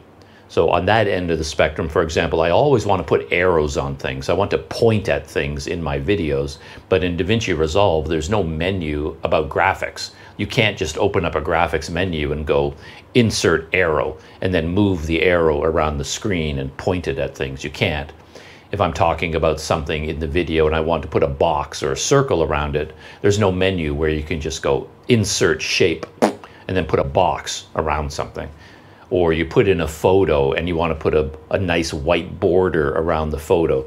There's no menu, put border around photo. None of these things exist as far as I know because it's a professional editing program and professionals don't do those sorts of things. They build everything from scratch, I think. And one of the things I was struggling with is I'm always putting photos and graphics on top of the video, but then the photo doesn't fill up the entire screen. So I end up with the photo, but you can still see the video in the background on the left and right. And I hate that. And what I would do in the old days when I use smartphone editing app, all I did was select a black background. Oh, make the background black, put the photo on top of the black background, boom, all done. But in DaVinci Resolve, I thought you couldn't do that. I looked and I looked and I looked and I looked and I could not figure out how to do it. And I just gave up on it. It was so frustrating. But just a couple of days ago, I did one of my normal Google searches, how to put in black background in DaVinci Resolve. And this time I got a little YouTube tutorial video, just 2 minutes long. Oh, you want to put in a black background? Go to this menu, click on Generate, and select Solid Color. It's like, oh, for Pete's sake, it's that easy to do. So simple, so easy. And I've been using DaVinci Resolve for 2-3 years now. And it's taken me that long just to figure out that, oh, you just go to Generate, Solid Colors, black background, pink background, white background, any color background you want. You can do it in DaVinci Resolve. It's really easy to do, but I just could not for the life of me find any information about how to do it.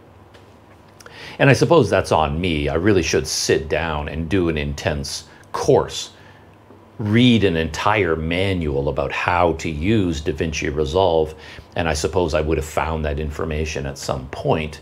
But I've tried to do that in the past, but you just go down these deep rabbit holes about all kinds of stuff that is so technical and so complicated, and I don't understand any of it, and I just give up. So finding these little nuggets, these useful little nuggets about how to put in a black background is really hard to do. So I just stumble across them from time to time. So anyway, I now know how to do that, and I'm very happy about that. So those are all of my technical notes for this morning, and moving on to my YouTube stories.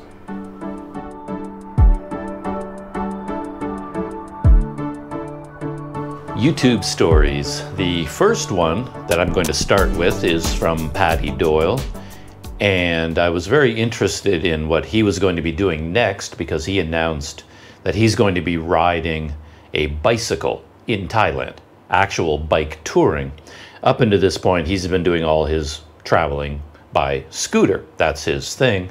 And he decided, for various reasons, he talked about them. He said he wanted to just experience Thailand in a different way, in a slower pace. But he also wanted to challenge himself, and he wanted to get in better shape and lose weight, all these sorts of ideas. And I think he thought it would be good for YouTube, do something different. He's back in Thailand, making more videos about Thailand, but just shake it up, do something different. Instead of a scooter trip, instead of bus, train, let's try something different, and let's go for a bike tour. So I was very interested to see what he would come up with. So far, he's posted 3 videos. He seems to be moving really quickly with these videos. So almost every day he's posting a new video about his bike trip, like it's 1 video per day. So far I've watched 3. But the videos all have the same name. So the first video that came out was called "Can I Cycle Across Thailand Alone?" Part 1. And then the next one came out, and I was confused for a while because I thought I'd already watched that video, but it's just that it has the same title. So the second video is "Can I Cycle Across Thailand Alone?" Part 2. Then "Can I Cycle Across Thailand Alone?" Part 3. So, and I was confused about that as well, because when I was listening to him, his idea was to start from the most northern point of Thailand and ride his bike all the way down to the most southern point. So it's from a town called Mae Sai. It's right on the border with Myanmar, and then all the way down to a town called Baitong on the border with Malaysia. Those are the extreme northern and southern points of Thailand. So he's traveling down Thailand. He's traveling through Thailand, perhaps, but he's not traveling across Thailand. But that's what he says in his videos all the time. I'm riding my bike across Thailand. Over the next 4 weeks, I'm going to be riding my bike across Thailand. And the title of the video, "Can I Cycle Across Thailand Alone?" And that confused me for a while, because it's like, I could have sworn he said he was going north to south, but now he's going west to east or east to west. He's going across Thailand. But anyway, he's sticking with across, even though he's actually cycling down or cycling through. I guess when it comes to going north to south, there is no obvious word for it. Across, to me, automatically means left to right, east to west. That's across something. But going this way, I guess up Thailand or down Thailand, doesn't quite have the same feeling to it, but that's what he's doing. So, according to Google Maps, the route is about 2,000 kilometers, 2,001 kilometers. And he did say his route that he's picked out is basically to go in a straight line. And by going in a straight line, he will be on a lot of major highway systems. And if it's anything like Malaysia, I think Thailand is a little bit like Malaysia, but not quite, where if you're going to be riding a bicycle around the country, you're going to be on major highways some of the time anyway. You're not going to be able to avoid them. But it looks like because of his route, he's going to be on major highway systems a lot of the time. And I don't think that's going to be very pleasant. It's probably not the best choice. And after watching the very first video, and then I had this feeling emphasized in the following 2 videos, I was wondering whether he was approaching this with the best mindset. Stick with me here. Obviously, as an occasional cyclist, this is something I've thought about a lot. I have a lot of opinions about it, I suppose. But for me, riding a bicycle is just a form of transportation, no different from any other form of transportation. It's not a physical feat of endurance in my mind, but everything Paddy says about it, every word he chooses, every discussion, his goals, is all about cycling as a physical challenge, something he has to endure, something he has to overcome. He has to endure the pain and the difficulty and the problems and the heat. Everything is about almost like running a marathon or doing a triathlon, where you fight against physical limitations and put up with the pain and do something very, very difficult. And I don't know, again, like that's the best mindset. So for example, at the very beginning, he says, I invite you to join me, to cheer me on as we attempt this physical, mental, and hopefully fun challenge. So for him, it's a physical and mental challenge. But think about it. Do you think about taking a bus as a challenge? Say you want to travel around Malaysia and you're going to travel around by bus. You don't say, join me, this physical challenge. Taking a train, taking a flight. None of these are challenges. You don't think of them that way. You're focused on the country. You want to experience the country of Thailand, and you're traveling around by bus, and your mental thoughts, your focus is on what you're going to see and experience and do. And for me, cycling is just another form of transportation. And if you treat it like a physical accomplishment, it becomes a problem for you mentally. And it becomes something that you're trying to get out of the way. You start using language. Again, he talked about, oh, for me to get to the south of Thailand, it's going to take me anywhere from 4 weeks to 3 months. So it's all this language that's focused on completing the journey, getting to the end. It's going to take me 4 months to get there, as if it's something you're trying to get out of the way. The cycling is something you're just trying to get over with as fast as possible. You're trying to get to the destination. It's going to take me 4 months to get there. And then during the day, that's all you ever talk about as well. If that's your mindset, where it's 80 kilometers to my destination. Oh, it's going to take me 6 hours to get there. And then when you come upon a section of road that's climbing, it's all about, oh, it's so difficult, it's so hard, it's hot and it's sweaty. And then you get wind in your face and, oh, I have to fight against this wind. And then you talk about, oh, today is so amazing because I have a tailwind that's pushing me. And in one of the videos I was watching, Paddy was talking about going up a hill, and then he was coasting down the other side, and he was so excited and happy. He's like, oh, this is so amazing, it's so great, I get to coast down. And then he said, the problem with coasting down is that it's over so quickly. It takes you a long time to climb to the top, and then you're so happy because you can zoom effortlessly down the hill, but of course you're going much faster, and then whoosh, the downward portion is over, and now you're back up to climbing again. It's like, oh, I gotta climb up. So that mindset to me is not, it's not my mindset. I've never really thought that way.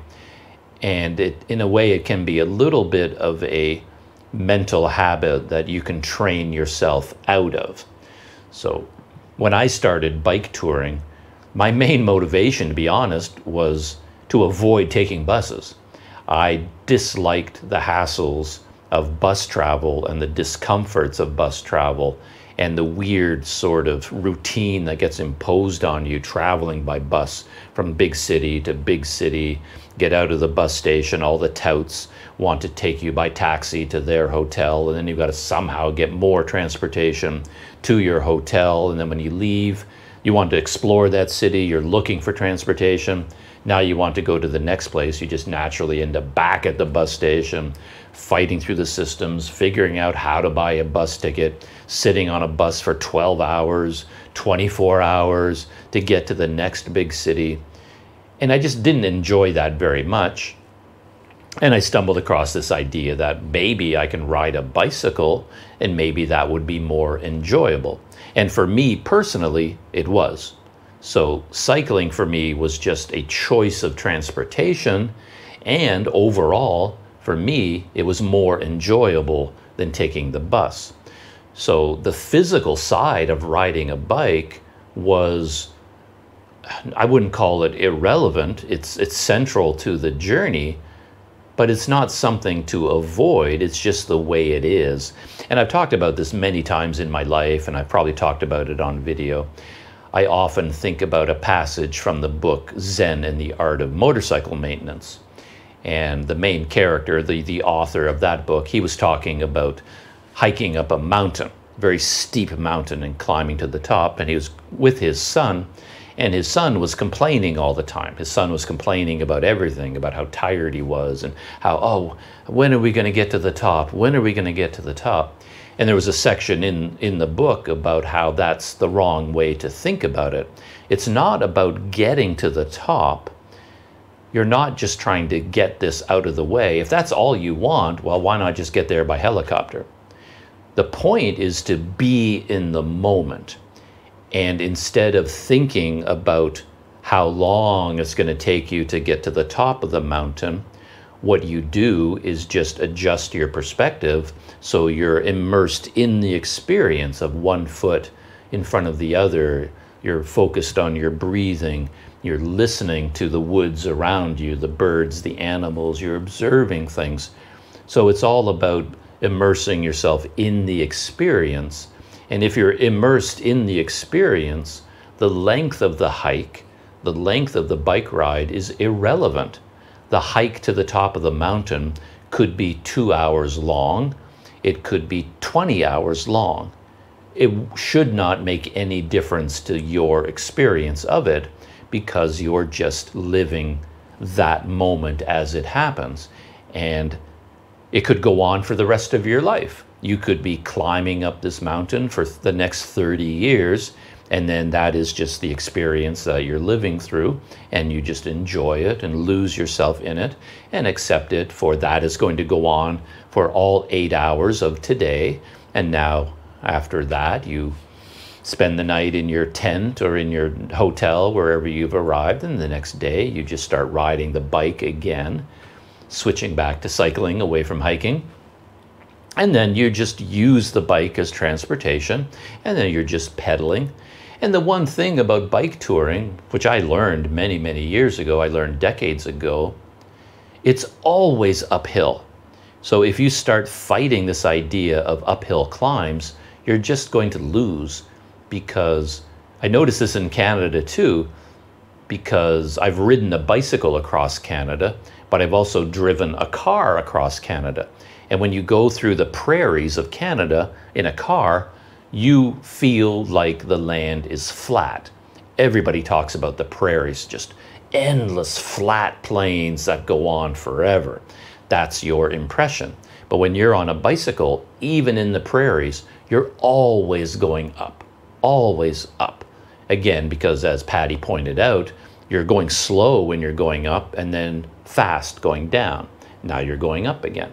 The prairies undulate. They look flat from a car, but they aren't. It's always going up, down, up, down. So when you're bike touring, you just have to embrace this idea that you're always going to be going uphill. And since you're moving, and just the way life is, the wind is always against you. You could go cycling for a year-long bike tour, and I'm willing to bet you might have one day where you have a strong tailwind pushing you from behind. Maybe 2 days out of an entire year, if you're lucky, because it's a very rare moment. Wherever the wind is coming from this direction, from that direction, from straight in front of you, from there, it always feels like it's blowing against you. And you're moving forward because you're pedaling and you're moving faster. Basically, you're always going uphill. You're always going against the wind. It's always really hot. So if you focus on those things as things to be avoided, you're just setting yourself up for a very difficult experience. So my idea is, as I've said already, it's just a form of transportation. If it has benefits for you, do it. If you enjoy it, do it. Or if the alternative is worse, do it. But if you don't actually enjoy it, there's no point putting yourself through it. There's the physical challenge of it, for me, is not the point.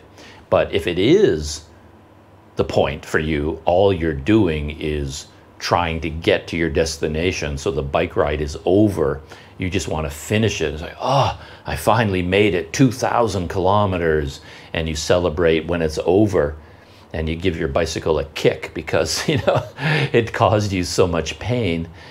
I don't know. That's probably not the best choice for you as a way to travel. And setting aside the philosophy of bike travel and mindsets, there are questions about just basic technique as well. And that has been interesting for me watching Paddy Doyle's videos. I've developed the habit early on of, at the beginning of a bike trip, I made this mistake when I was on my last bike trip to Sumatra. And I made this mistake probably because I was shooting YouTube video. I was so focused on shooting YouTube videos and other things that I really wasn't in a cycling mindset. And what I did in Sumatra is I went too far, too fast, carrying too much weight on the very first day, and I screwed up my knees, and that meant I wasn't able to cycle. I basically damaged my knees so much, I had to get off the bike and wait for weeks before my knees recovered.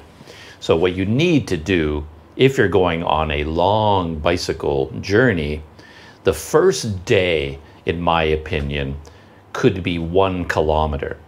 My goal on the first day of a bike trip is basically just to change location. And I don't care if I'm just going across town, getting from this hotel room to another hotel by bicycle that's 1 kilometer away. That's enough for the first day. Because on the first day, you're dealing with packing everything up and getting your bicycle out of your hotel room onto the street and working things out and realizing what you forgot, and all these things take a lot of time and energy. And just packing up the bike, riding 1 kilometer to another hotel, unpacking the bike, that's enough for one day. Because the focus would be on just getting the bike on the road and riding on it. And then you could even take a day off after that. Take a rest day. Ride 1 kilometer, then take a rest day.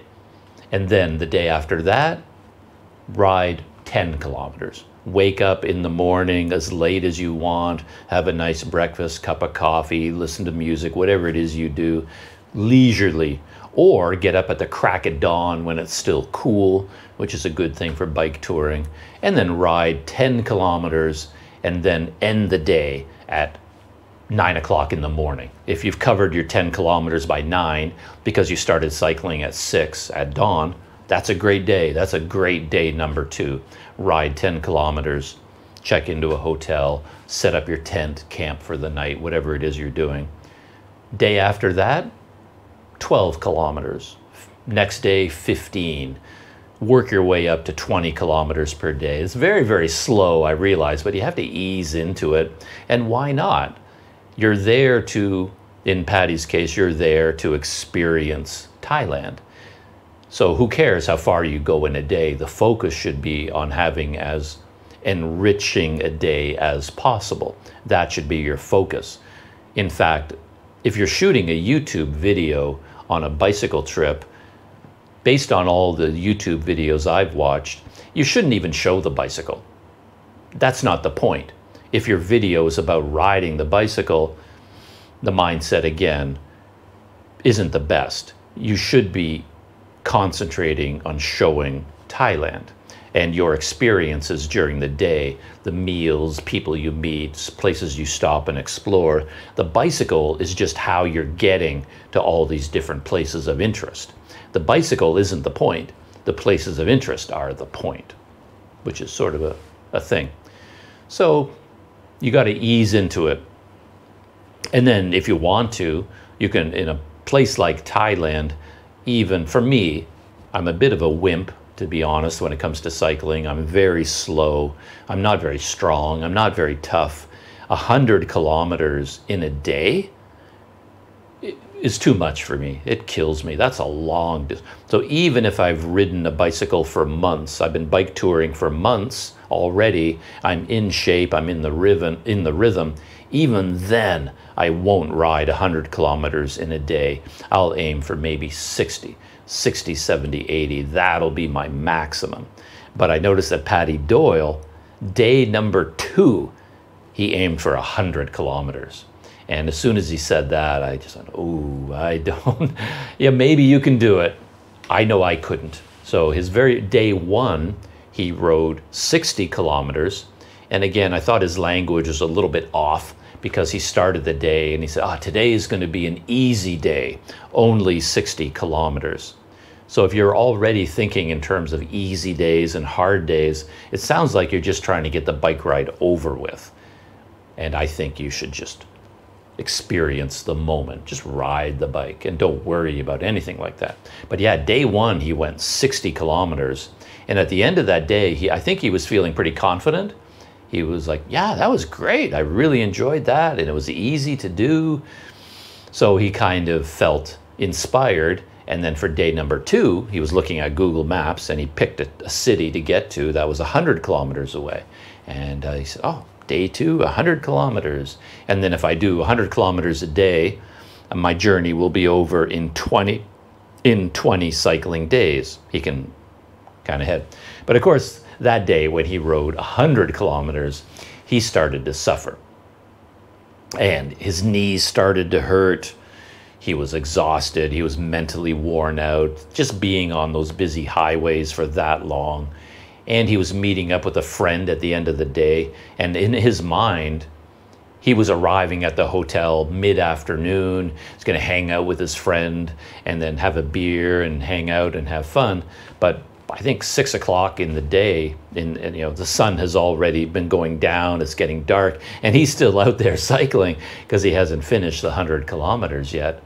And then I watched his video from day number 3, and he said he had to take a rest day because after doing the 100 kilometers, he was dead, he was beat, and he got sick, he got diarrhea, he said, and he was exhausted, he was sore, his legs were sore.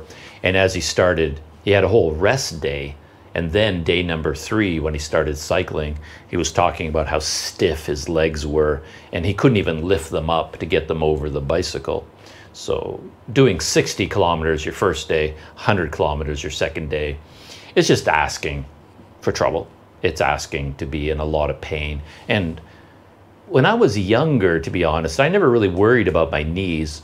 I would do 100 kilometers on the first day, and I would be really tired, and my legs would be sore, but I wouldn't worry about my knees. I never thought about my knees. They just did whatever I wanted. So when my knees were injured in Sumatra, that took me by surprise. I'd never had pain in my knees before, so I never really thought about it. But Paddy Doyle, on day number 2, he was already talking about how much his knees were hurting. And on day number 3, a lot more. And when you go through the comments on his videos, not surprisingly, cyclists from all over the world are coming out of the woodworks and are just bombarding him with advice. How most people picked up on this idea that his seat was too low, because when you look at the camera angle, it looks like his knees are like going way up in the air and he's not extending his leg on the downward stroke. And now that he's complaining about his knees hurting, most people believe that's because your seat is too low, and then that ends up damaging your knees, and you need to to set up your bike properly so that you're high enough that on the downward stroke, your leg is fully extended and your knees aren't coming up so high. And everybody's telling him that over and over and over again. And that gets into a little bit of a funny YouTube thing, because as far as I know, his bike trip is already over. It ended a long time ago because his goal was to get to Singapore in time for the Taylor Swift concerts. And they're done already. Weren't the Taylor Swift concerts around March 9th? Let me look up the dates real quick. Yeah, I just looked them up, and the concerts in Singapore were March 2nd, 3rd, 4th, 7th, 8th, and 9th. So they're done already. So Paddy Doyle, long ago, his bike trip ended. He made it all the way to Singapore. He went to the Taylor Swift concert, and now he's posting the videos. So whatever happened on the bike tour has already happened.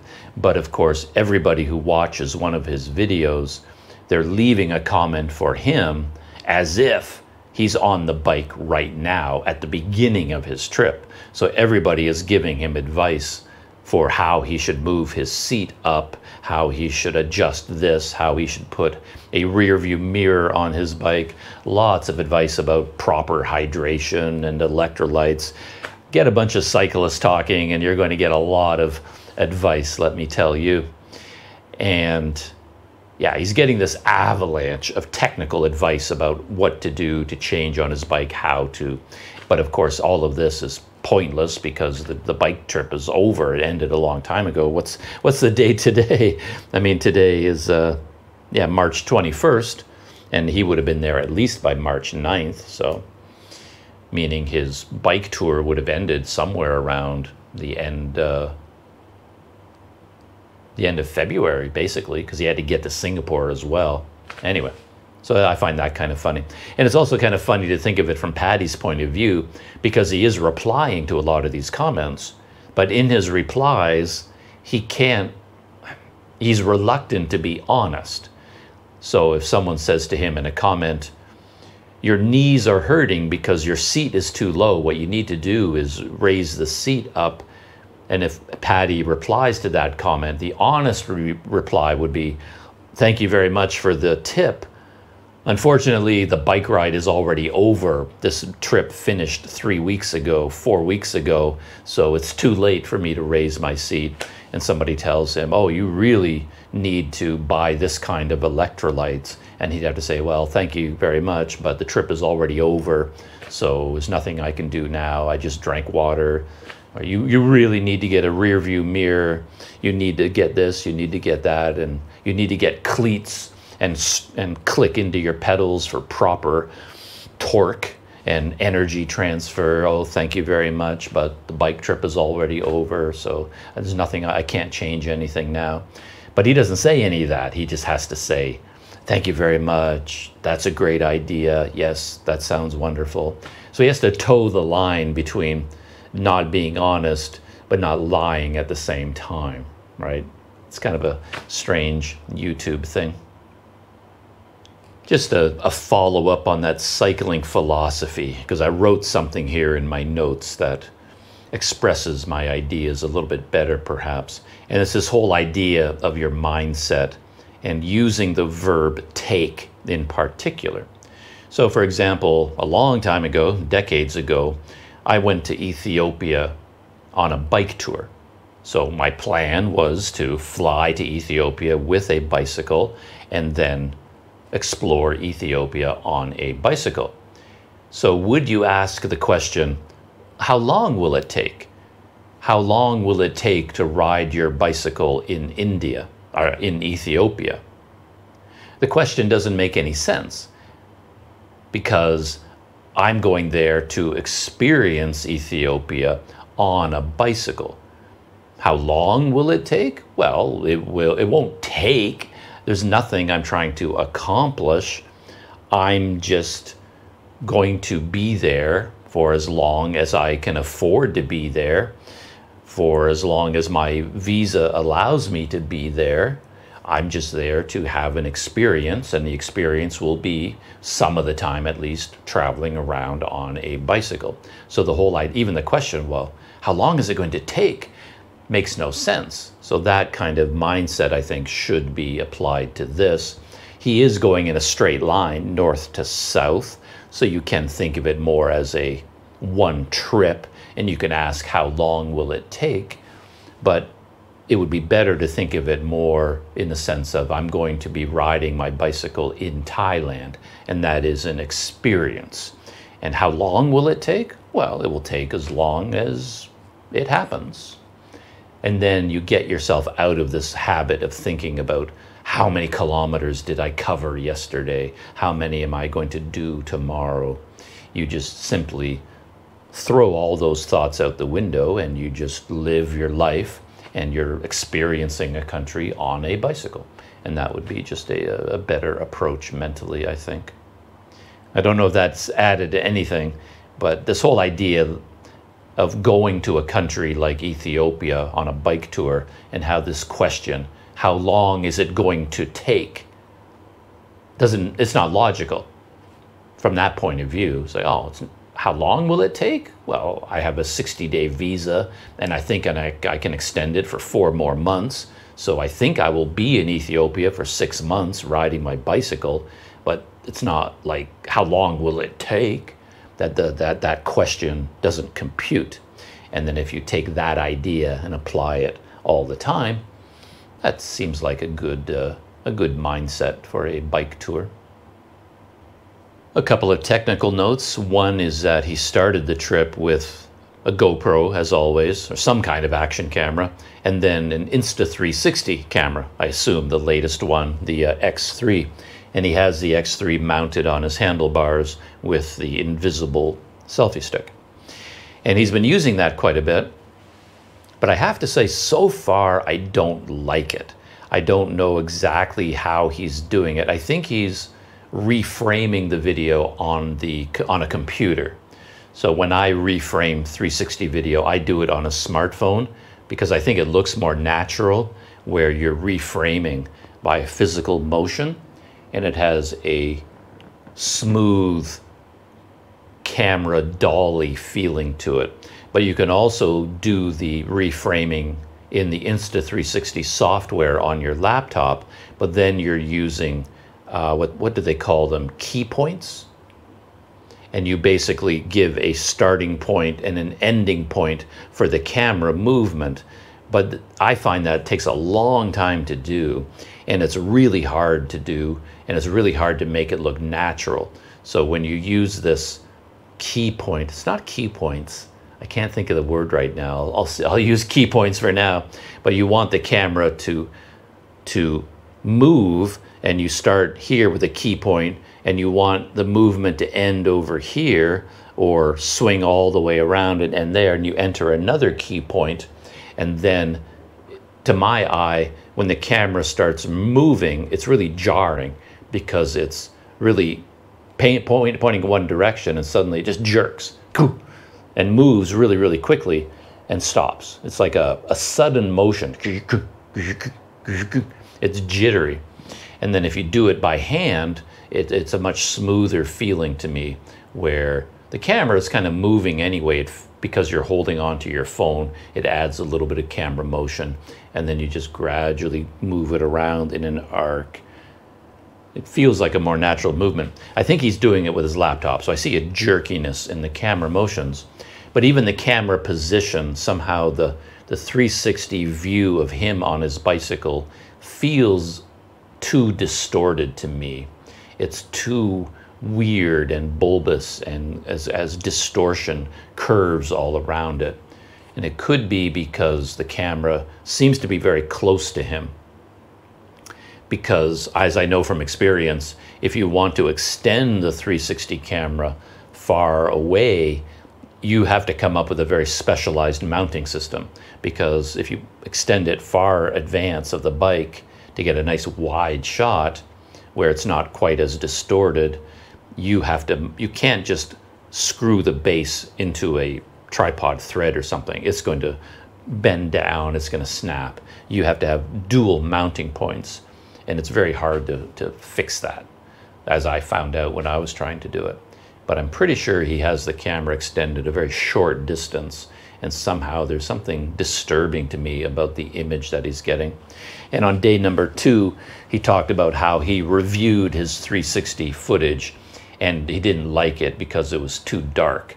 And I understand that perfectly. That's the main reason I don't use the 360 camera that much anymore, simply because when I edit the video, it always looks so dark and depressing.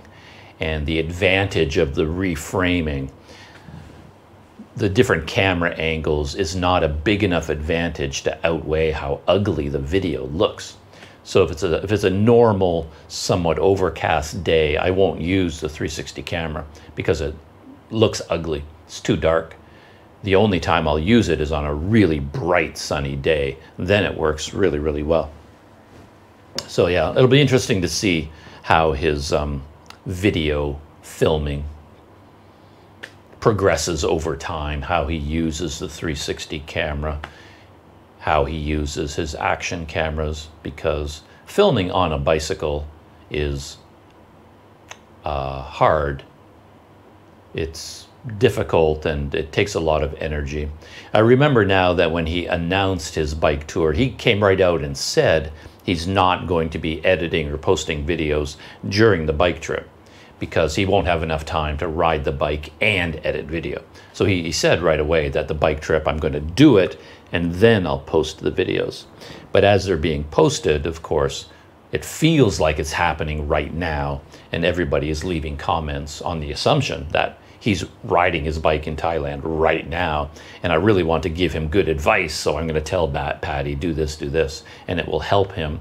But obviously all of that is far, far, far too late.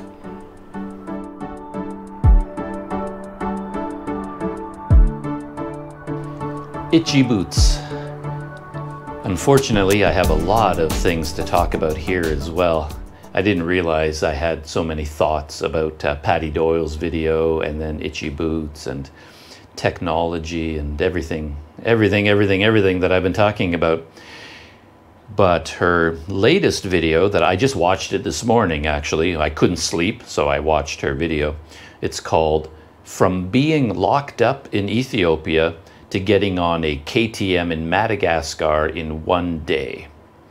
So that's the title of the video. So basically she was in Zambia and she realized she wants to go to Madagascar at some point on her journey, but there's no ferry. So there's no convenient way for her just to ride her motorcycle to the shore and take a boat to Madagascar. So if she wants to visit Madagascar, she realized what she has to do is take a break. So she's riding her motorcycle through Zambia, and then I think she went into Malawi, and then hopped on a flight, put her motorcycle into storage, hopped on a flight that took her to Addis Ababa, from Addis to Madagascar. She'll be there for 2 weeks, and then she's going to fly back and then pick up her motorcycle journey from there. So that's what the video was about. Covers a lot of ground. And the title, of course, to me, it's clickbait. It's an unusual clickbait, though, because it says locked up in Ethiopia. And of course, that got my attention because I've been to Ethiopia. It's a big part of my life. And I thought, whoa, she got in trouble with the police in Ethiopia, or at the airport, customs immigration. They locked her up. So, wow, what's going on here? I started watching the video, and then I realized, no, she was not locked up. She was locked in. And she wasn't really even locked in. What really happened is she spent the night at a hotel in Addis, and it had a balcony, but the door, she couldn't get the door open. So there was no way to unlock the door, I guess. There was maybe the locks were broken, who knows. Anyway, she said when she got into the hotel room, oh, I'm locked in. So she knows the English expression locked in. So it's kind of odd that in the title of the video, she didn't say locked in, she chose locked up, which to me, I think was a deliberate choice, which implies that she was arrested by the military or by the police or by immigration, when she got to Ethiopia. Locked up in Ethiopia. So there's that. But again, that's nothing new. That's a trend in her videos. Setting aside this video, I've had the feeling lately, and I could be completely wrong about this, but I haven't been able to shake the feeling that a lot of the comments on her videos are artificial. I don't know if I would call them fake, but they feel like they've been produced by a marketing company. I keep clicking on her videos, and then when you first click on a video, the comments are generally listed as top comments first. I want to see the newest ones first, so I change it. I don't want my comments to be sorted by an algorithm, so I just always click newest, and then I start reading the comments from newest to oldest. But when you first open up the video, of course, they're listed top comments first. And then I read the first 5 or 6 top comments, and they are all the same. They are unbelievably complimentary, flowery. They're just way over the top in praising Itchy Boots, and it's very poetic. And what feels weird about them too is that they are very well written. YouTube videos, YouTube comments, social media in general, of course, people are just writing quickly. They're not always paying attention to spelling and to grammar, punctuation. There's often no punctuation at all. But all these long, elaborate, complimentary comments are so well written, and they all have periods and capital letters. And when you look at them, it feels like they have keywords, like somebody sat down or used a computer program to insert certain keywords that will appeal to the YouTube algorithm or that are designed to send a message to anyone reading the comment. So they really feel artificial to me, like a marketing company has been paid to write these comments to promote and market the videos. So for example, there's so many comments that talk about how I get so excited every time a new video from Itchy Boots posts on Tuesday and Friday every day at 4 p.m. I make my schedule because every Friday I know there's a new video from Itchy Boots at 4 p.m. It's giving all this information about her posting schedule. I'm probably wrong about those dates and times. I don't know what they are. But so many comments mention this about how they're already sitting at their computer waiting for the new Itchy Boots because it always is produced. It always goes live on Sundays at 4 p.m. It's like telling people about when her videos go live rather than a natural comment. I've got a few of them saved from her most recent video, the one where she went into the a wildlife safari. She stayed at this hotel in the countryside in Zambia, and she went out for a night safari by herself. She had the whole vehicle to herself, and she saw all kinds of animals, lions and leopards and elephants and hippos, all kinds of things. And for that video, I have some comments here. I just want to read a couple of them, and you can tell me whether they seem natural to you. This one could be real, but still, this is the first one I copied. You knocked it out of the park. If there's some kind of award for unparalleled content and originality, I vote for you to receive it. You and your videos are fantastic. Filled with exclamation marks. Maybe. Another one. This is yet another example of why we all love Nora Lee so much. Living life to the fullest. Adventures with Itchy Boots makes you want to see more of our phenomenal world. It doesn't get more up close than this. Bravo! Oh, the joy just witnessing the exquisite animals. Grammar is good. Punctuation all the way through. Tons and tons of emojis. Trophy, heart, smiley, music, thumbs up, big smile. It just doesn't feel real to me. Another one, man, oh man, this was just majestic. The music to the scenes, the shots, my Lord, it is just breathtaking. I can't say thank you enough for this episode. It is phenomenal. Blessings to you. And again, I'm thinking, I watched the video and it's good. It's fine. I would say the video is fine. In fact, I would probably, from YouTube experiential point of view, I would have a lot of things to say that could be improved. I would have a lot of criticisms on it. I mean, it's perfectly good, it's enjoyable, but does it rise to that level of praise? I don't know. And this next one has a familiar tone to the others.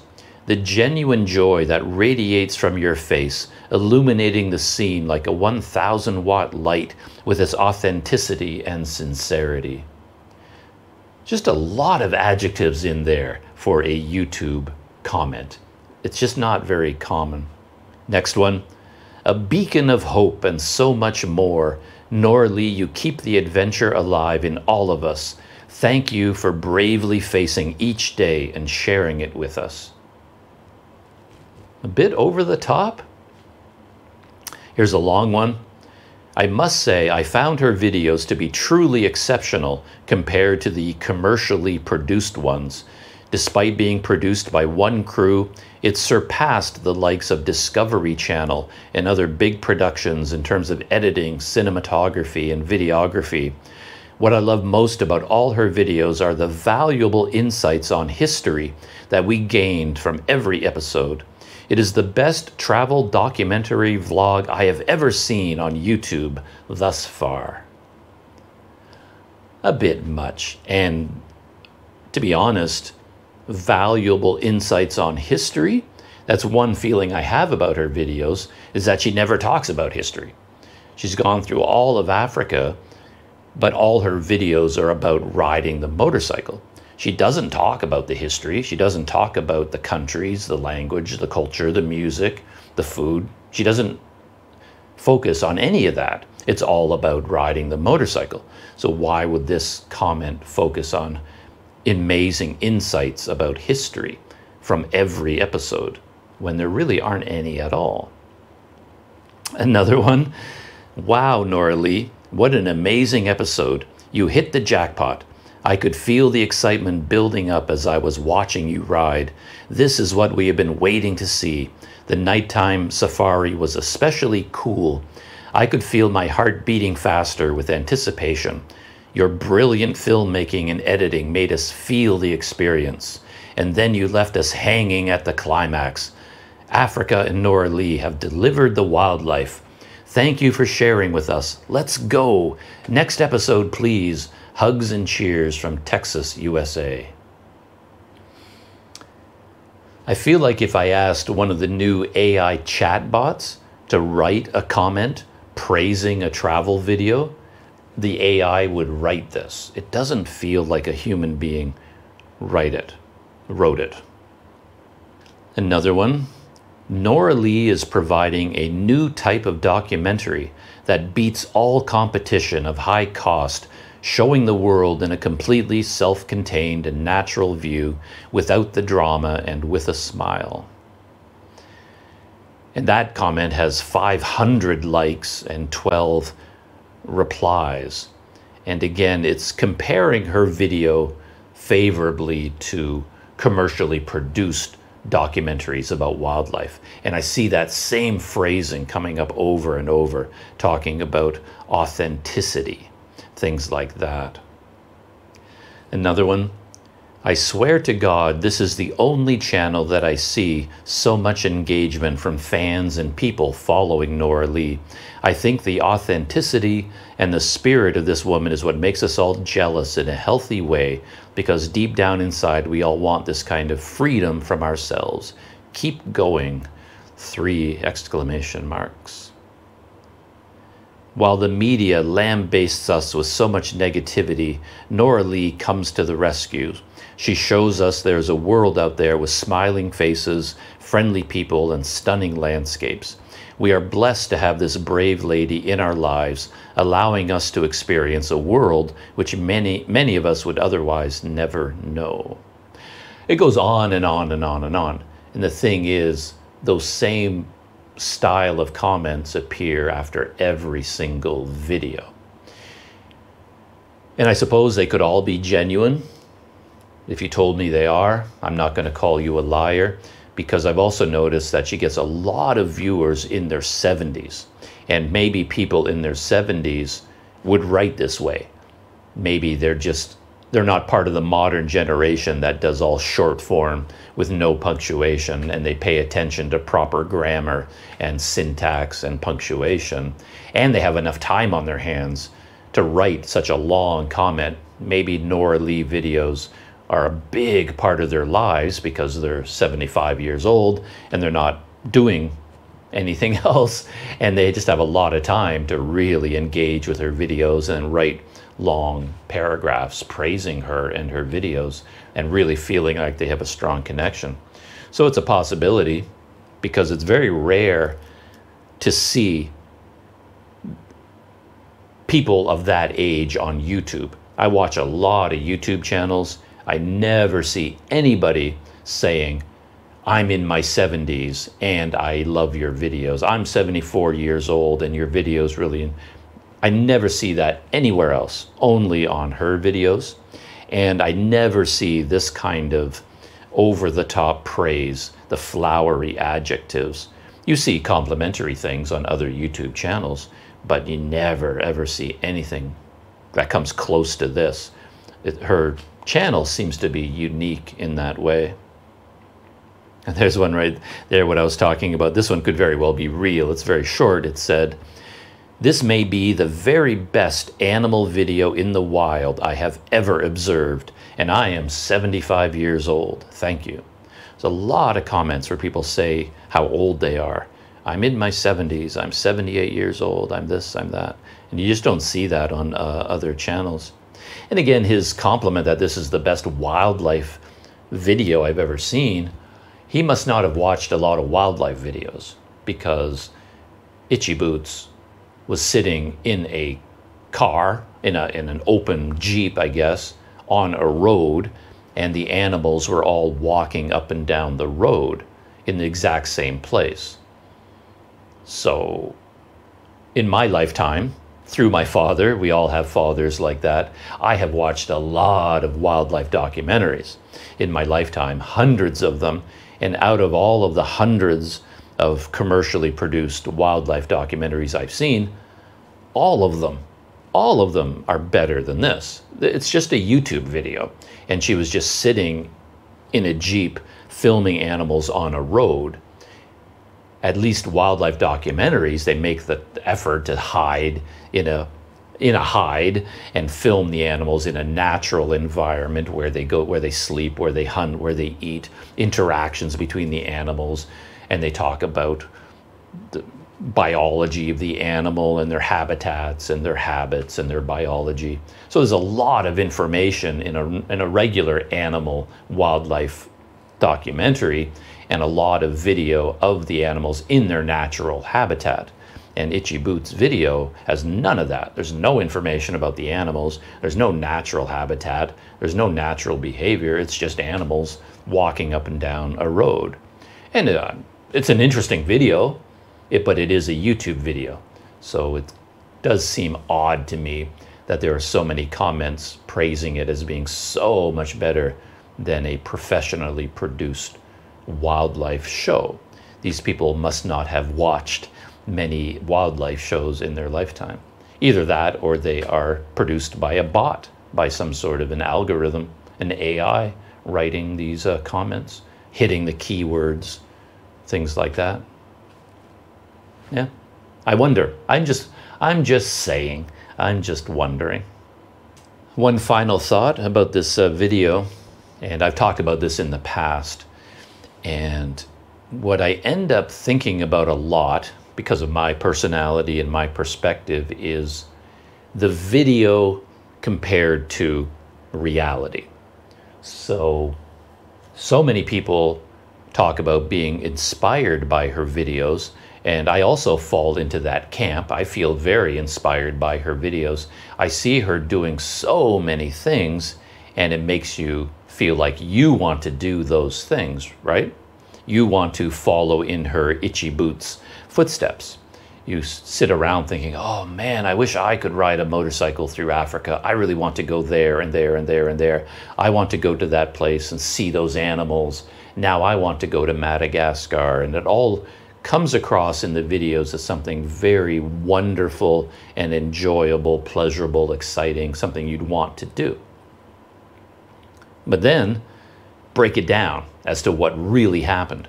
So in this video, it starts at 11:30 in the morning, the one where she goes to Madagascar, and she says it's late in the morning, it's 11:30, and I just finished the animal safari. So basically what she did was ride her motorcycle the previous day for the entire day, hundreds of kilometers on her motorcycle. She arrived at this safari hotel, got a room, and then that night, or early in the morning, she got into one of these Jeeps and went out into the safari land, filmed all the animals, film, got all the animal video, nothing else.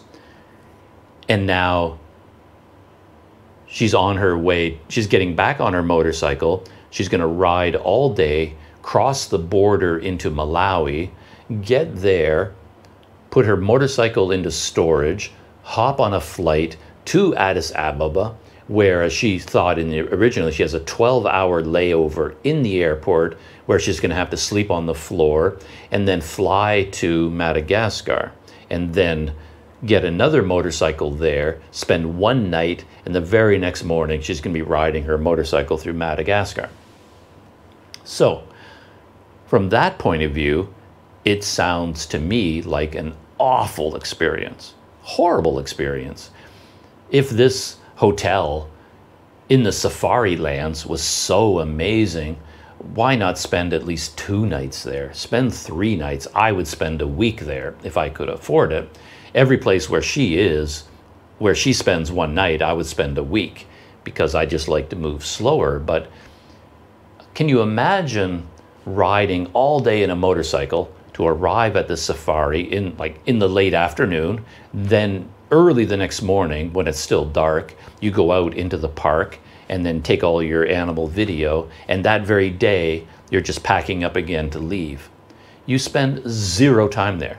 If I went out into one of those parks and had that amazing experience of seeing all those animals, I need the whole day just to sit back and let it play out in my mind, just to ponder it, just to absorb it, just to contemplate the experience I just had.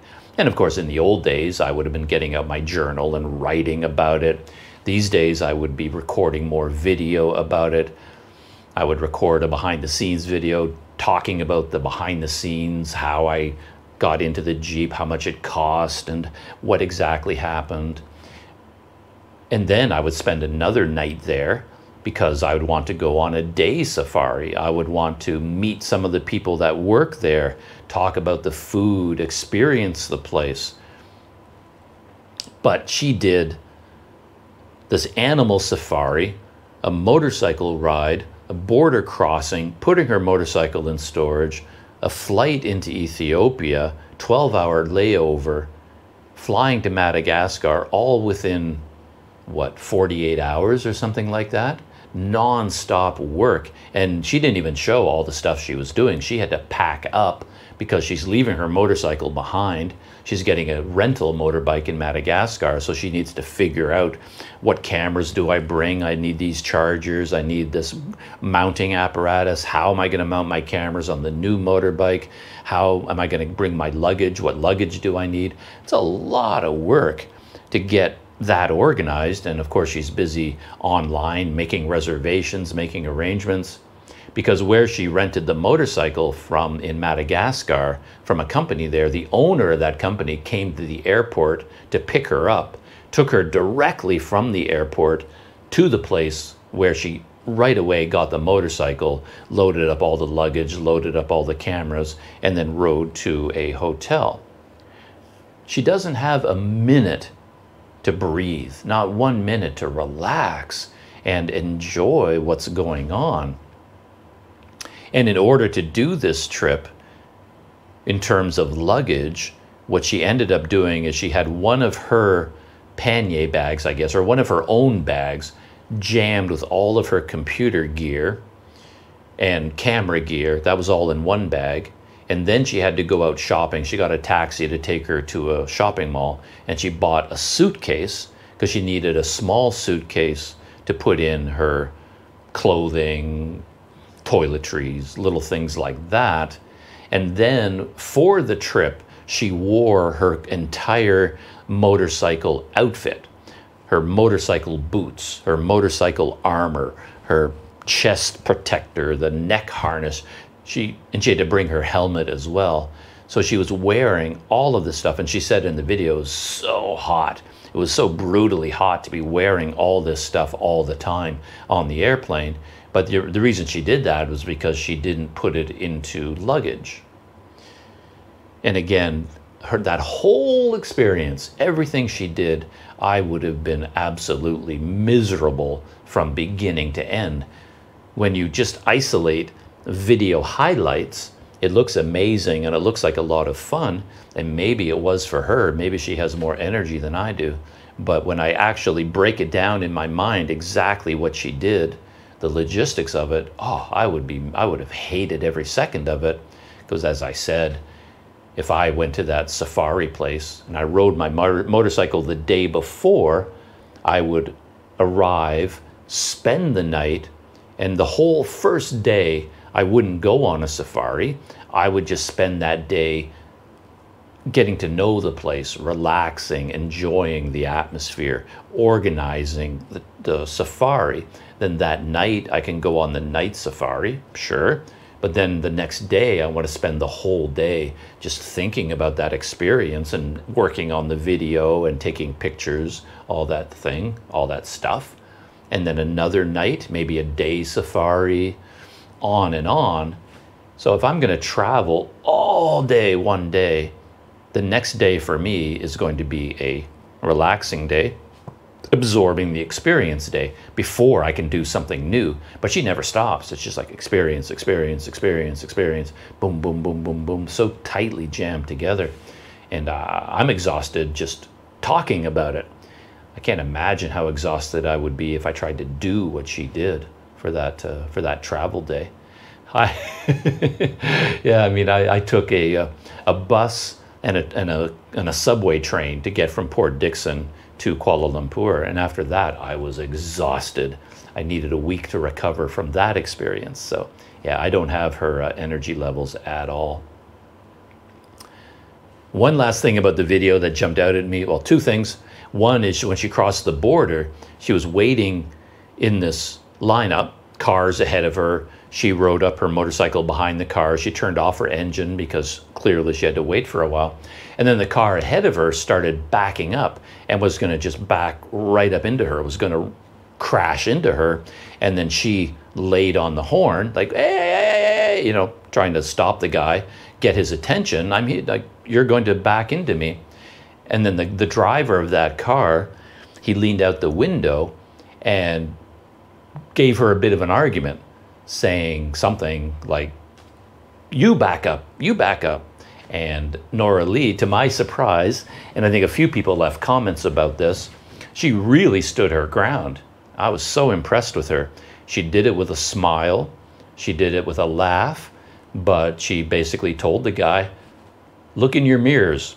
If you're going to be backing up like that, you better look to see where you're going. Look in your mirrors next time. You should have looked in your mirrors. I was here the whole time. And the guy told her to back up and get out of his way. And she said, no.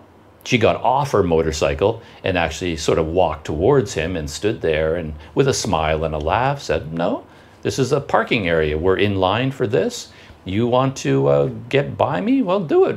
Do your three-point turn and get by me. I'm not required to get out of your way. And next time, make sure you should look in your mirrors. That's dangerous what you did. And she engaged with this guy and she really stood her ground with a smile and a laugh and just kept telling the guy, look in your mirrors. If you're driving a car, you're going to go in reverse, you got to look behind you, buddy. Look in your mirrors, see what's there. It's not my fault what happened here. I didn't do anything wrong by honking the horn and getting your attention. You're the one who made a mistake driving, not me. Look in your mirrors next time. And then the guy kept arguing with her and arguing with her, and she didn't get upset, she didn't get angry, but she didn't back down either. Man, Planet Doug approved. That was really something. I was really impressed with that. I ended up wondering if this was something that she did all the time, that during all of her journeys around the world, there are many occasions where she ran into trouble of some kind and just stood her ground that way, so firmly, but did it with a smile and a laugh. And maybe she does it all the time, but she just doesn't record it on video. And this was a rare moment when she did catch it on video and then decided to keep it in the video for some reason. Maybe because of her motorcycle audience, because I think motorcyclists in general have very strong feelings about car drivers and this idea that motorcycles are very hard to see from a car. You really have to be looking in your blind spots and things like that. And I think motorcyclists all over the world have had the experience of being at a red light and then the car in front of them just backs up and runs into them. You see that on YouTube videos all the time. So maybe Itchy Boots thought she would keep it in this time because it is something that happens regularly to people who ride motorcycles or scooters. Educate car drivers out there to an extent. And the other thing, I said there were two things. The other thing that I noticed was when she landed in Madagascar, she got her KTM motorcycle.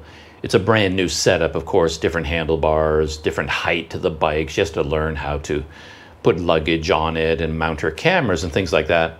And for whatever reason, her 360 camera ended up mounted differently on her, is it a Honda? Yeah, on her Honda, the selfie stick goes straight up and the 360 camera is right here, almost at eye level. But for some reason on this KTM, when she rode it away from the rental place, the selfie stick was pointing more forward, a bit flatter, and then was further ahead.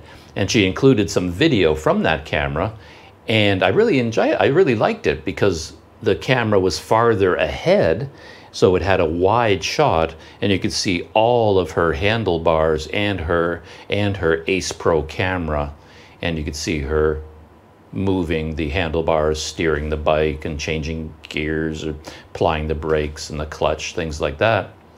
It was just an unusual perspective. I hadn't seen that from her before. And I thought, oh, I really like this. But then as she was riding, she was talking about how she had to come up with new ways to mount her cameras. And she said, yeah, she had to mount her 360 camera in this way that she doesn't like at all. She doesn't really like it. And she'll fix that later and put it the way she wants it. But I was thinking, no, leave it there. I like this viewpoint. And I compared it to Paddy's, because Paddy did have his 360 camera selfie stick on a bit of an angle pointing forward. But because of the geometry of bicycles, they're very different from motorcycles, he ended up getting that weird, distorted view. But Nora Lee's 360 video seems to be nice. It's a little bit more linear. The lines are straighter, and it doesn't look so crazy and distorted. I do wonder why that is. Yeah. But we'll see what she ends up doing with the 360 camera, how she mounts it.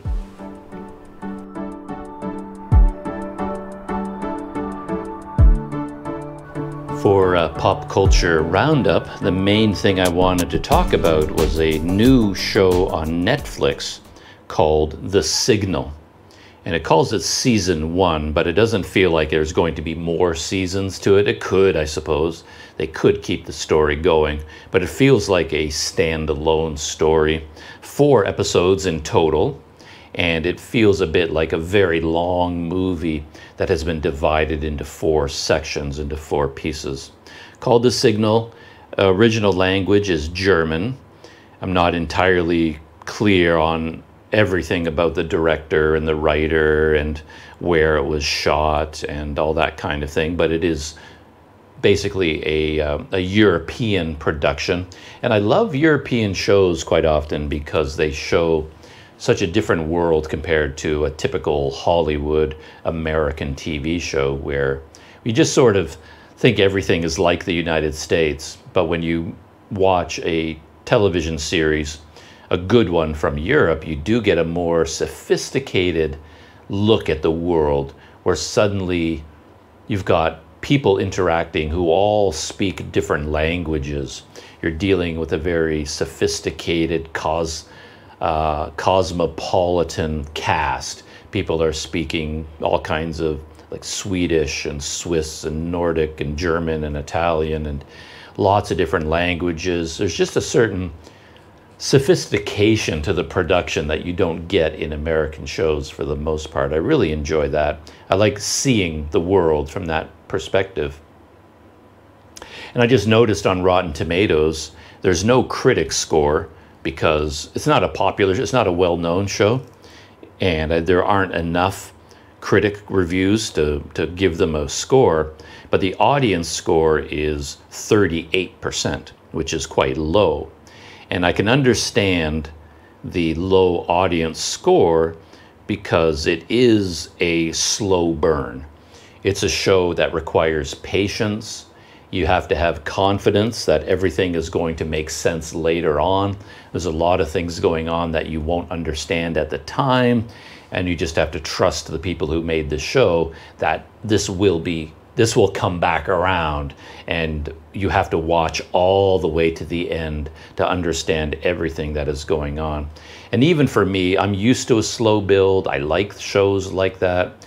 But even for me, there was a moment or two when it was starting to get a bit much. It was getting a bit challenging.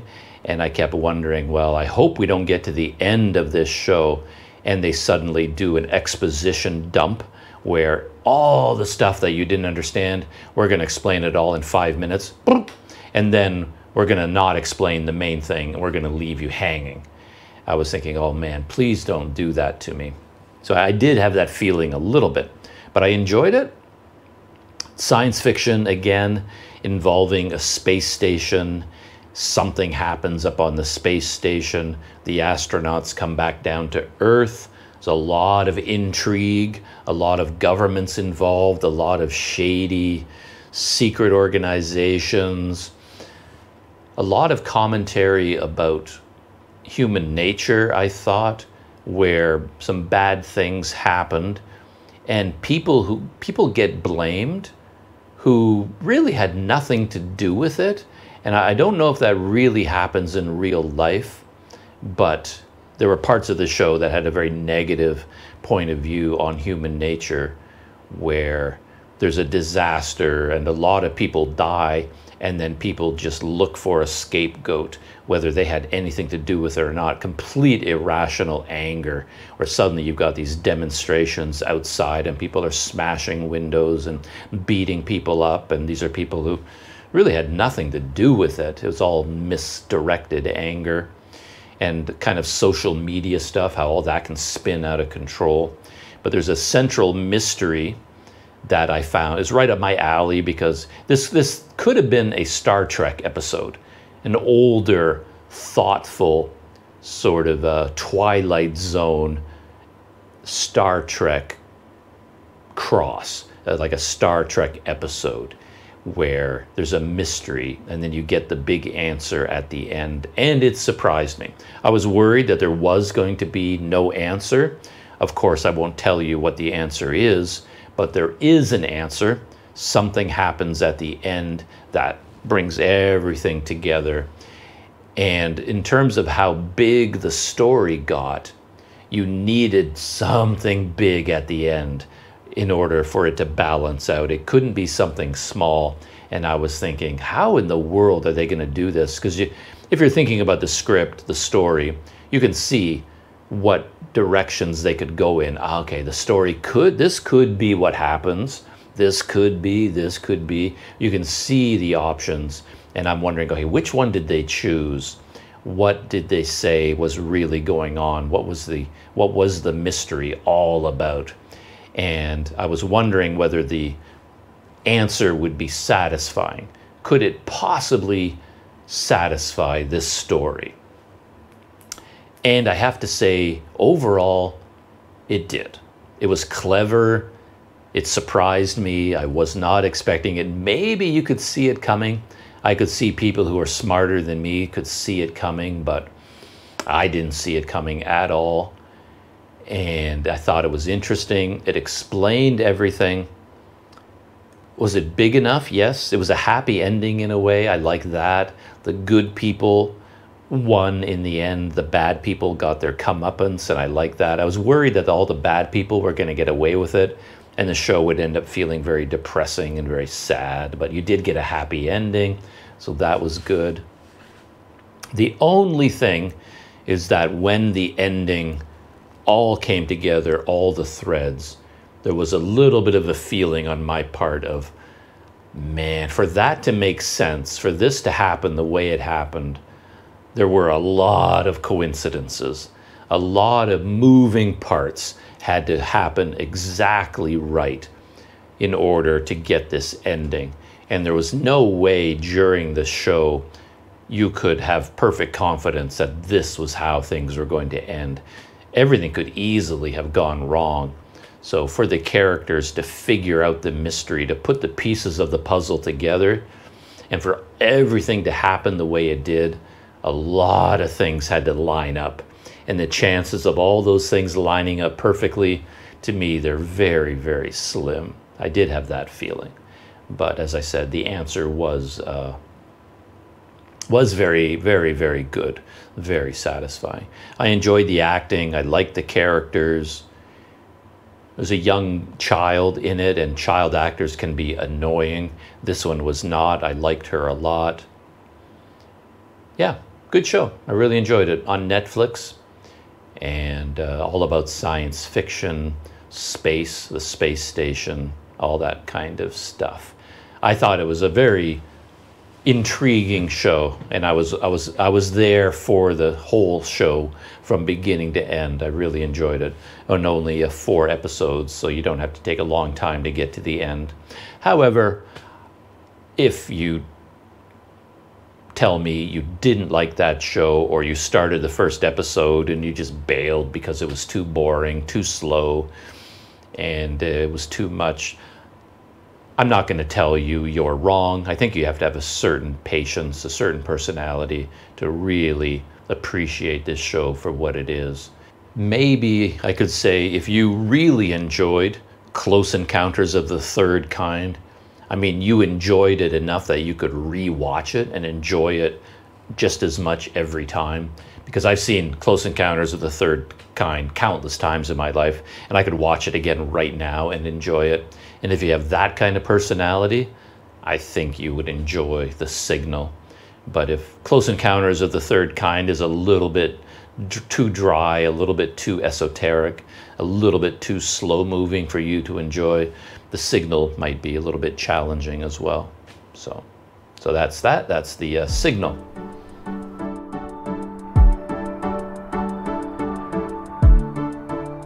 Invincible is back. Season 2, they're putting it out in 2 sections. So the first half of season 2 ended months ago, and now the second half of season 2, episode 5, was just came out, and I watched it yesterday and enjoyed it very much.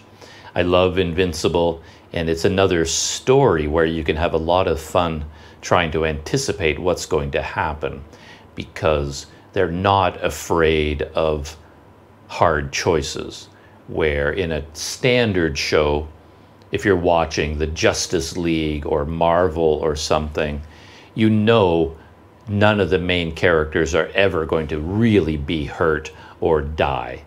That just is not going to happen. And even if they do die, they're going to come back to life by the end of the movie. It's just, that's what normal television is like, normal movies. But you get something a little bit more extreme, they're more realistic, and you can't count on that. You have no idea what is going to happen next.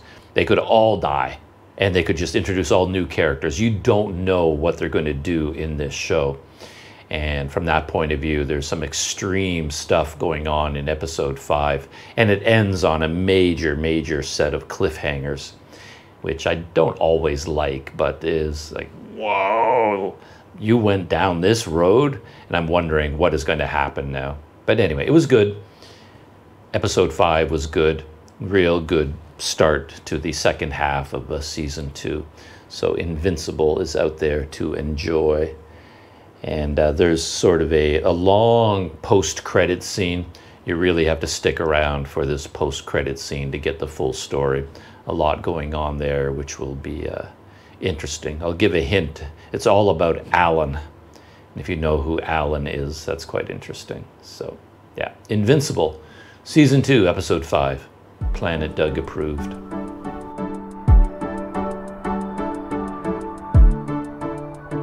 And with that, I think I am going to wind down for this morning. I've been talking for a lot longer than I thought I would, especially since I woke up feeling so tired. And I'm still tired. If I could go to sleep, I would go back to sleep right now. I know I couldn't fall asleep, but I definitely need more rest. But I have things to do today, so I'm going to shut down here. I have to change rooms, as I said, but I'm not sure exactly when that is going to happen, when my new room will be available. And I have to be ready for a knock on the door when they tell me, oh, you can move now. So I'm going to be packing up a little bit and organizing. And then, yeah, settling in for the rest of the day. So that's it. Shutting down, and I'll see you in the next video.